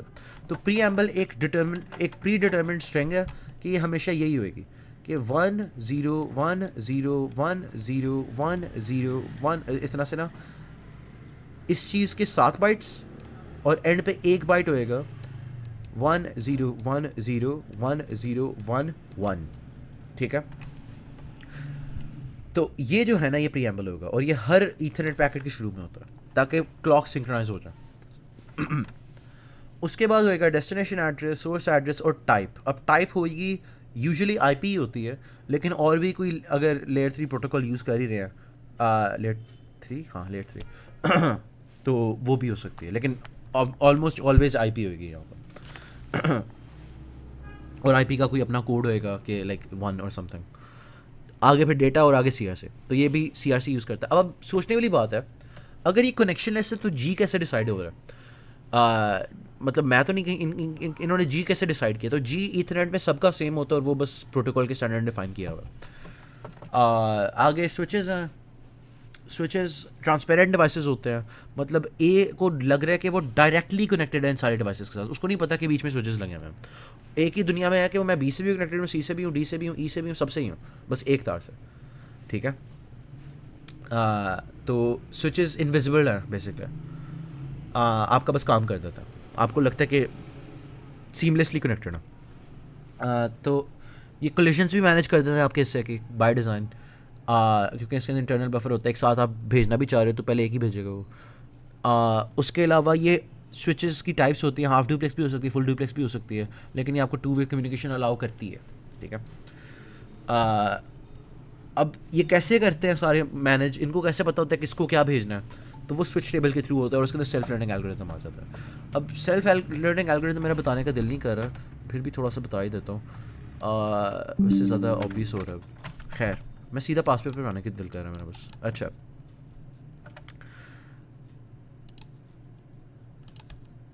मैं हूँ ए, मैंने भेजना है जी सेक्शन को कुछ, जी सेक्शन गोट है ना इसलिए। तो मुझे खाली जी की आईपी पता है, मुझे नहीं पता कि उसका मैक एड्रेस क्या है वगैरह। तो सबसे पहले तो मैं ARP करूँगा, ठीक है। मैं ज़्यादा डिटेल में जा रहा हूँ, हम इस पर नहीं करते। लेट्स से बस हमें पता है, ठीक है, हमें पता है मैक एड्रेसेस आईपी पे जाते ही नहीं है, वो तो बाद में करेंगे कॉम्प्लिकेशंस। मैं ए हूँ, मुझे जी सेक्शन की ना मैक एड्रेस का पता। अब मैं ना भेजता हूँ इसके थ्रू, स्विच के थ्रू। अब स्विच नया नया लगा, उसको नहीं पता कुछ किसी भी चीज़ का, तो स्विच का टेबल एम्प्टी है। मैं यहाँ पर नीचे बनाता हूँ दोनों का, ये 1 का, ये 2 का, ये 3 का और 4 का, ठीक है। तो ये हो गया मैक और ये हो गया interface, MAC interface, MAC interface, ठीक है। अब होगा ये कि S1 जो है ना अपने तमाम बकाया इंटरफेसेस के ऊपर फ्लड कर देगा। फ्लड तो नहीं कहेंगे, फ्लड तो तब होता है अगर वो सारे डिवाइसेस पे करता, वो बस अपने आउटगोइंग एजेस पे करता है, ठीक है। -A, ठीक है, ये वाला इंटरफेस इस पर नहीं करेगा। इनके ऊपर कहेगा यार ए जो है ना जी को ढूंढ रहा है। तो सबसे पहले S1 को पता चल गया कि यार ए ने ना मेरे इस वाले इंटरफेस से बात की थी कि ये इंटरफेस 1 है, ये 2 है, ये 3 है, ये 4 है और ये 5 है। तो उसको पता है कि मैंने ए को अगर कभी रीच करना है ना तो मुझे 1 पे जाना चाहिए, तो क्योंकि मुझे ए से मैसेज A1 से आया था। अब बी तो जी नहीं है तो उसको नहीं फ़र्क पड़ता, इसको भी नहीं फ़र्क पड़ता, इग्नोर कर देंगे। S2 जो है ना वो कहेगा अच्छा ए जी को ढूंढ रहा था और वो मुझे पता चला मेरे इंटरफेस 1 से, तो अगर मैंने ए को रीच करना है तो मैं 1 पे जाऊँगा। फिर वो अपने बकाया इंटरफेसेस पे कहता है यार कोई किसी को पता है ए जी को ढूंढ रहा, अब इसके पास आएगा, ठीक है। तो वो कहेगा इसके इंटरफेस 1 पे कि फ़क अच्छा ये भी होता है, तो वो कहेगा ठीक है ए मेरे इंटरफेस 1 पे है और जी मुझे पता है, तो जी यहाँ से रिप्लाई करेगा जब ये फ्लड करेगा, और लेट्स से ये था 2, तो जी आपको पता चल गया 2 पे है और अब आप इसको रिस्पॉन्स दे देते हो स्विच 2 को। स्विच 2 को पता चल गया कि मेरा इंटरफेस 2 जो है अच्छा उसके ऊपर जी था, इसी तरह इसके इंटरफेस 4 पे था तो इसको पता चल गया। लेकिन खाली ये नहीं हुआ होगा, उसके अलावा साथ यहाँ पे भी गया होगा, हमने यहाँ पे भी फ्लड किया था तो इस वाले स्विच तक भी गया होगा। और इधर से भी गया था, इधर से भी गया था, अभी उनके ऊपर आता है। तो ये सारी चीज़ें भी होंगी, तो स्विच 4 के अंदर भी पता चल जाएंगी, और इसके अंदर इवेंचुअली ए और जी की मल्टीपल राउट्स आ जाएंगे कि मैं इसके थ्रू भी कर सकता हूँ, इसके थ्रू भी कर सकता हूँ, तो इस तरह से हो जाएगा। तो ये सेल्फ लर्निंग एल्गोरिथम है। बस इसका एक सवाल आ जाता होता है, एंड दैट्स इट। उसके अलावा डेटा सेंटर नेटवर्क्स हैं, ये बस लाइक गैप है। और इसके अंदर अगर हम देखने की कोशिश करें क्या हो रहा है, तो सबसे पहले ना रैक्स है हमारे पास। रैक्स के अंदर जो फंडामेंटल यूनिट है उसको कहते हैं ब्लेड, ठीक है। एक कोई मशीन पड़ी है उसको ब्लेड कहते हैं, ताकि ऑरा फार्मिंग हो। अब इन रैक्स के ऊपर एक स्विच पड़ा होता है जिसको कहते हैं टॉप ऑफ रैक स्विच, और वो ना इस रैक के सारे ब्लेड्स को के साथ कनेक्टेड होगा। अब ये जो टॉर स्विच है ना, ये एक और स्विच के साथ कनेक्टेड होंगे सारे, एक रेंज, ये जो करीब वाले रैक्स हैं ये सारे एक टीयर 2 स्विच के साथ कनेक्टेड होंगे, और ये सारे टीयर 2 स्विचेस एक टीयर 1 स्विच के साथ कनेक्टेड होंगे, और टीयर 1 स्विचेस एक बॉर्डर राउटर के साथ कनेक्टेड होंगे। इसके अंदर बस ये बताना है कुछ लोड बैलेंसेस भी होते हैं, डिटेल में कुछ नहीं बताया, बस लोड बैलेंस एग्जिस्ट और वो राउटिंग डिफाइन कर देते हैं कभी कभी, और ये सारा कुछ एसडीएन पे होता है। उसके अलावा एक और चीज़ थी, मैंने वो शायद स्लाइड काट दी है, वो था रोबस्टनेस वी आर रिडंडेंसी। आप यहाँ पे देख सकते हो टीयर 1 और टीयर 2 के बीच में बहुत ज़्यादा एक कनेक्शन था। इतने की ज़रूरत तो नहीं है, हमें शुगल में डाले हमें। तो उसका मकसद ये होता है कि अगर कोई एक डिवाइस ऑफलाइन भी हो जाए ना तो कोई इतना मसला ना हो, तो हम रिडंडेंसी इसलिए रखता। तो ये डेटा सेंटर्स था।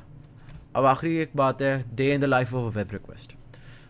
इसके अंदर ये सबसे पहले आप एक बिल्डिंग में आए हो, नई नई कंपनी में आपकी जॉब लगी है, मुबारक हो आपको। आप अपना लैपटॉप लगाते हो और आप साथ ही गेम अवार्ड्स देखते हो क्लियर ऑब्सक्योर 33 को आपकी जॉब मिल गई है। नहीं ओके अच्छा। तो सबसे पहले ना आप कनेक्ट करते हो तो आपको कुछ भी नहीं पता दुनिया के बारे में, आपको अपनी आईपी भी नहीं मिली हुई, ना आपको लोकल गेटवे का पता, ना आपको डीएनएस सर्वर का पता। तो आप कैसे देखोगे कि क्लियर ऑब्सक्योर 33 कितने वॉट्स जीता। तो सबसे पहले आप ब्रॉडकास्ट करोगे कि यार मुझे कोई IP they they please, gang for real. तो फिर आपको आईपी मिल जाएगी डीएचसीपी के सर्वर के थ्रू, और आपको लोकल गेटवे पता चल जाएगा अपना, आपको डीएनएस सर्वर पता चल जाएगा। डीएचसीपी बहुत अच्छा था, उसने आपको सारा कुछ बता दिया। अब डीएनएस सर्वर को आप फिर मैसेज भेजने की कोशिश करोगे अपने लोकल गेटवे के थ्रू, लेकिन सबसे पहले आपको अपने लोकल गेटवे का ही एड्रेस नहीं पता, तो आपको एआरपी के थ्रू उसको रिजॉल्व करवाना पड़ेगा। फिर आप अपने लोकल गेटवे पे जाओगे, लोकल गेटवे आपके डीएनएस सर्वर पे भेजेगा, डीएनएस सर्वर इस तरह से आके आप पूरा बस कोर्स जो पढ़ा ना वही बात है, लाइक वही बात है। तो ये था एक टॉपिक। अब मैं ब्रेक ले रहा हूँ अच्छा टॉपिक शुरू करने से पहले।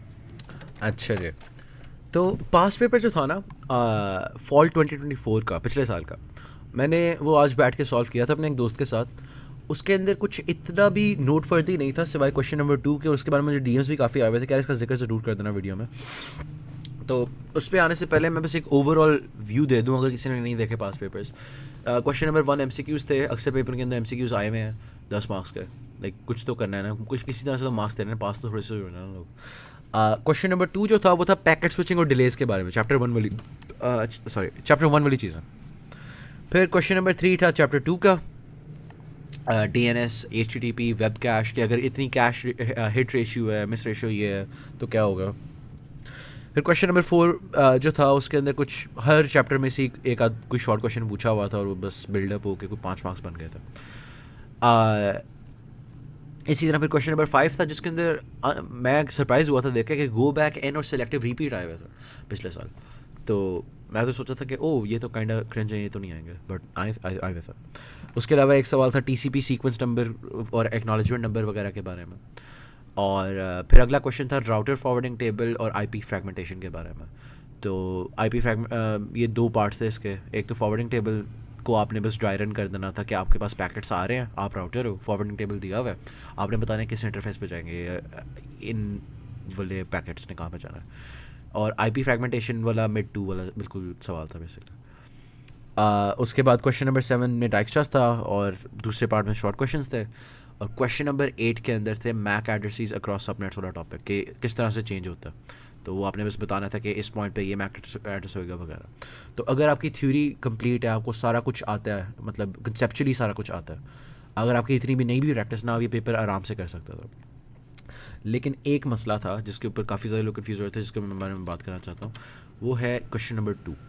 अब क्वेश्चन नंबर 2 ये कहता है, suppose that 10 identical packets, each comprising 5,000 bits, are sent back to back from source node to destination node with 3 routers between. Ah, bhai.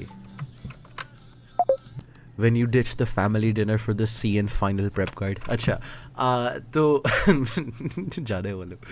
खैर, तो आपके पास मैं कहा था, हाँ, 10 आइडेंटिकल पैकेट्स हैं, ईच 5,000 बाइट्स का बिट्स का। तो डेस्टिनेशन और नोड के बीच में टोपोलॉजी कुछ इस तरह से कि आप सोर्स हो, राउटर 1, राउटर 2 और राउटर 3, और उसके बाद जाके डेस्टिनेशन आ रही है, तो आपकी ये पाथिंग होएगी। तो thus these are 4 links in total, ठीक है। Now suppose that each link has a transmission rate of 10 megabits per second and a propagation speed for and the propagation speed for each transmission link is 2 into 10 power 8 meters per second, while the length of each link is 500 kilometers. तो आपको propagation speed दी हुई है और link की length दी हुई है हर link की। तो आप बस इनको डिवाइड कर दोगे ना, तो आपको पता चल जाएगा कि कितना टाइम लगेगा। सही है। तो आप बस 500 kilometres divided by 2 into 10 power तो 8, तो ये बन जाता कुछ, मेरा ख्याल है 2.5 सम शिट, 2.5 मिली सेकेंड्स बन रहा था मेरा ख्याल। खैर, consider that each router incurs a per packet processing delay of 2 milliseconds. मतलब नोड के ऊपर जो प्रोसेसिंग डिले हो रहा है ना, वो है 2 मिली seconds. Moreover, assume that all packets are well received and buffered by the router R1, मतलब कोई लॉस नहीं हो रहा, and the current time is 0, called T0.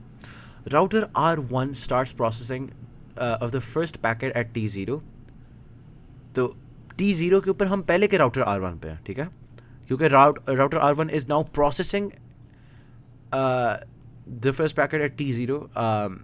तो उसने रीच कर लिया हुआ है राउटर को, मतलब वो सोर्स से राउटर पे आ गया हुआ है। तो सोर्स में जो ट्रांसमिशन डिले था और जो प्रोपेगेशन डिले था वो नहीं हम गिन रहे, हम सिर्फ और सिर्फ राउटर 1 के ऊपर जो आ गया हम उसके ऊपर बात कर रहे हैं। हमने क्लॉक शुरू ही तब से किया, उससे पहले हमने देखना ही नहीं है इस सवाल के अंदर। तो router 1 starts processing of the first packet at T0 and sends packet one after another, ठीक है। Router R2 incurs the given processing delay on each packet and तो given delay वो ये 2 milliseconds, ठीक है। For this scenario, answer the following questions. तो सबसे पहला क्वेश्चन क्या है? At what time will each packet be leaving the router R1? और इस टाइम के वेरिएबल को बस एक लेबल दे दिया हुआ T1. At which time will each packet be received by the router R2? तो ये अगला टाइम स्टैम्प है, ठीक है, कि पहले राउटर 1 को लीव कब कर रहा है, राउटर 2 को एंटर कब कर रहा है, और उसके बाद राउटर 2 को कब लीव कर रहा है, और राउटर 3 को कब एंटर कर रहा है। सही है। तो ये हमारे 4 कॉलम्स बन गए। अब उन्होंने कहा हुआ है पहले पार्ट के अंदर आपने ना पहले 5 पैकेट्स के लिए बस ये करना शो। अभी आपने खाली पहले 5, उन्होंने कहा था 10 के लिए करेंगे, लेकिन अभी हम खाली पहले 5 के लिए कर रहे हैं। तो पहला पैकेट जो है वो आपने इस तरह से पूरा टेबल बनाना है। तो बी सी पे आने से पहले ही ना हम सीधा ए पे आ जाता। तो हमने ना वो ट्रांसमिशन डिले निकाल दिया L/R से। हमें 5000 बिट्स पता था, हमें ये भी पता था कि वो 10 Mbps का लिंक है, तो हमने L/R कर लिया। इसी तरह हमें नोड प्रोसेसिंग डिले भी दिया था, प्रोपेगेशन डिले भी हमने डिवाइड करके निकाल लिया था। अब हमें पता है कि वो T0 उन्होंने बताया हुआ 0 है, और T1 जो है वो है कि राउटर 1 को लीव कब कर, तो वो नोड प्रोसेसिंग भी होएगी और फिर ट्रांसमिशन भी होगी। तो उसके अंदर हम नोड प्रोसेसिंग और ट्रांसमिशन टाइम्स ऐड कर लेते हैं T0 के अंदर, जो कि 0 था। अब उसके बाद अगला जो पॉइंट है वो है कि लीव तो कर लिया और अगले को पहुंच भी गया, राउटर 1 से राउटर 2 तक पहुंच गया, तो प्रोपेगेट भी हो गया। तो हम बस प्रोपेगेशन डिले ऐड कर देंगे इसमें। अगला है कि अब राउटर 2 ने इसको प्रोसेस भी कर लिया और आगे ट्रांसमिट भी कर दिया, लीव भी हो गया पैकेट। तो उसके अंदर हम फिर से प्रोसेसिंग डिले और अपना ट्रांसमिशन डिले ऐड कर देंगे और हमें अगला टाइम स्टैम्प मिल जाएगा, और इस तरह से हम इसको यूँ सॉल्व कर लेना। तो पहला तो बड़ा सिंपली हो गया, कोई मसला ही नहीं है। अब अगला जो पैकेट होता है ना, इसके अंदर बहुत ज़्यादा मसला था। अगला पैकेट आपके ख्याल में कब शुरू होएगा ट्रांसमिट होना? आपके ख्याल में राउटर 1 तक कब तक पहुंचेगा? तो इसके अंदर ना एक गलती थी थोड़ी सी। एक सेकंड में पहले मैंने उसकी स्लाइड में चेंज करना चाह रहा हूँ। ओके, हाँ, हो गया जी। अच्छा, तो खैर, अब उन्होंने कहा हुआ packets go one after another, ठीक है। तो मेरे दिमाग में तो यही आता है कि आपके पास तार है, पैकेट 1 गया, फिर बाद पैकेट 2 आया, फिर पैकेट 3 आया, और इस तरह से चल रहा है निज़ाम। अगर ऐसे है ना, तो पैकेट 2 और पैकेट 1 के ट्रांसमिशन के अंदर सिर्फ और सिर्फ 0.5 का फ़र्क होएगा, और अगर इस तरह से है तो आगे भी T1 वगैरह के अंदर इतना ही फ़र्क होगा। तो इसीलिए, क्योंकि कोई क्यूइंग नहीं हो रही, उन्होंने कहा है क्यूइंग इग्नोर करनी है, तो मैं ये अस्यूम करूँगा कि 1 आफ्टर अनदर ये बस होता जा रहा है। तो मेरे दिमाग में ये इसका सोल्यूशन आता है कि हम 0.5 मिली सेकेंड्स कर रहे हैं, इसी तरह से आगे और होता जाएगा। और मसला ये है कि जो सोल्यूशन इसके साथ अटैच था ना, उसके अंदर T1 5 मिली सेकेंड्स आ रहा है, जबकि हमारा यहाँ पे आ रहा है इस प्रिजम्पशन के साथ 3 मिली सेकेंड्स। उनके पास ये 2 मिली सेकेंड्स एक्स्ट्रा कहाँ से आए? तो हमारे पास अगर +2.0 आ रहा है, तो मेरे दिमाग में ये आता है कि ओके, प्रोसेसिंग डिले ऐड कर रहे हैं वो, ठीक है।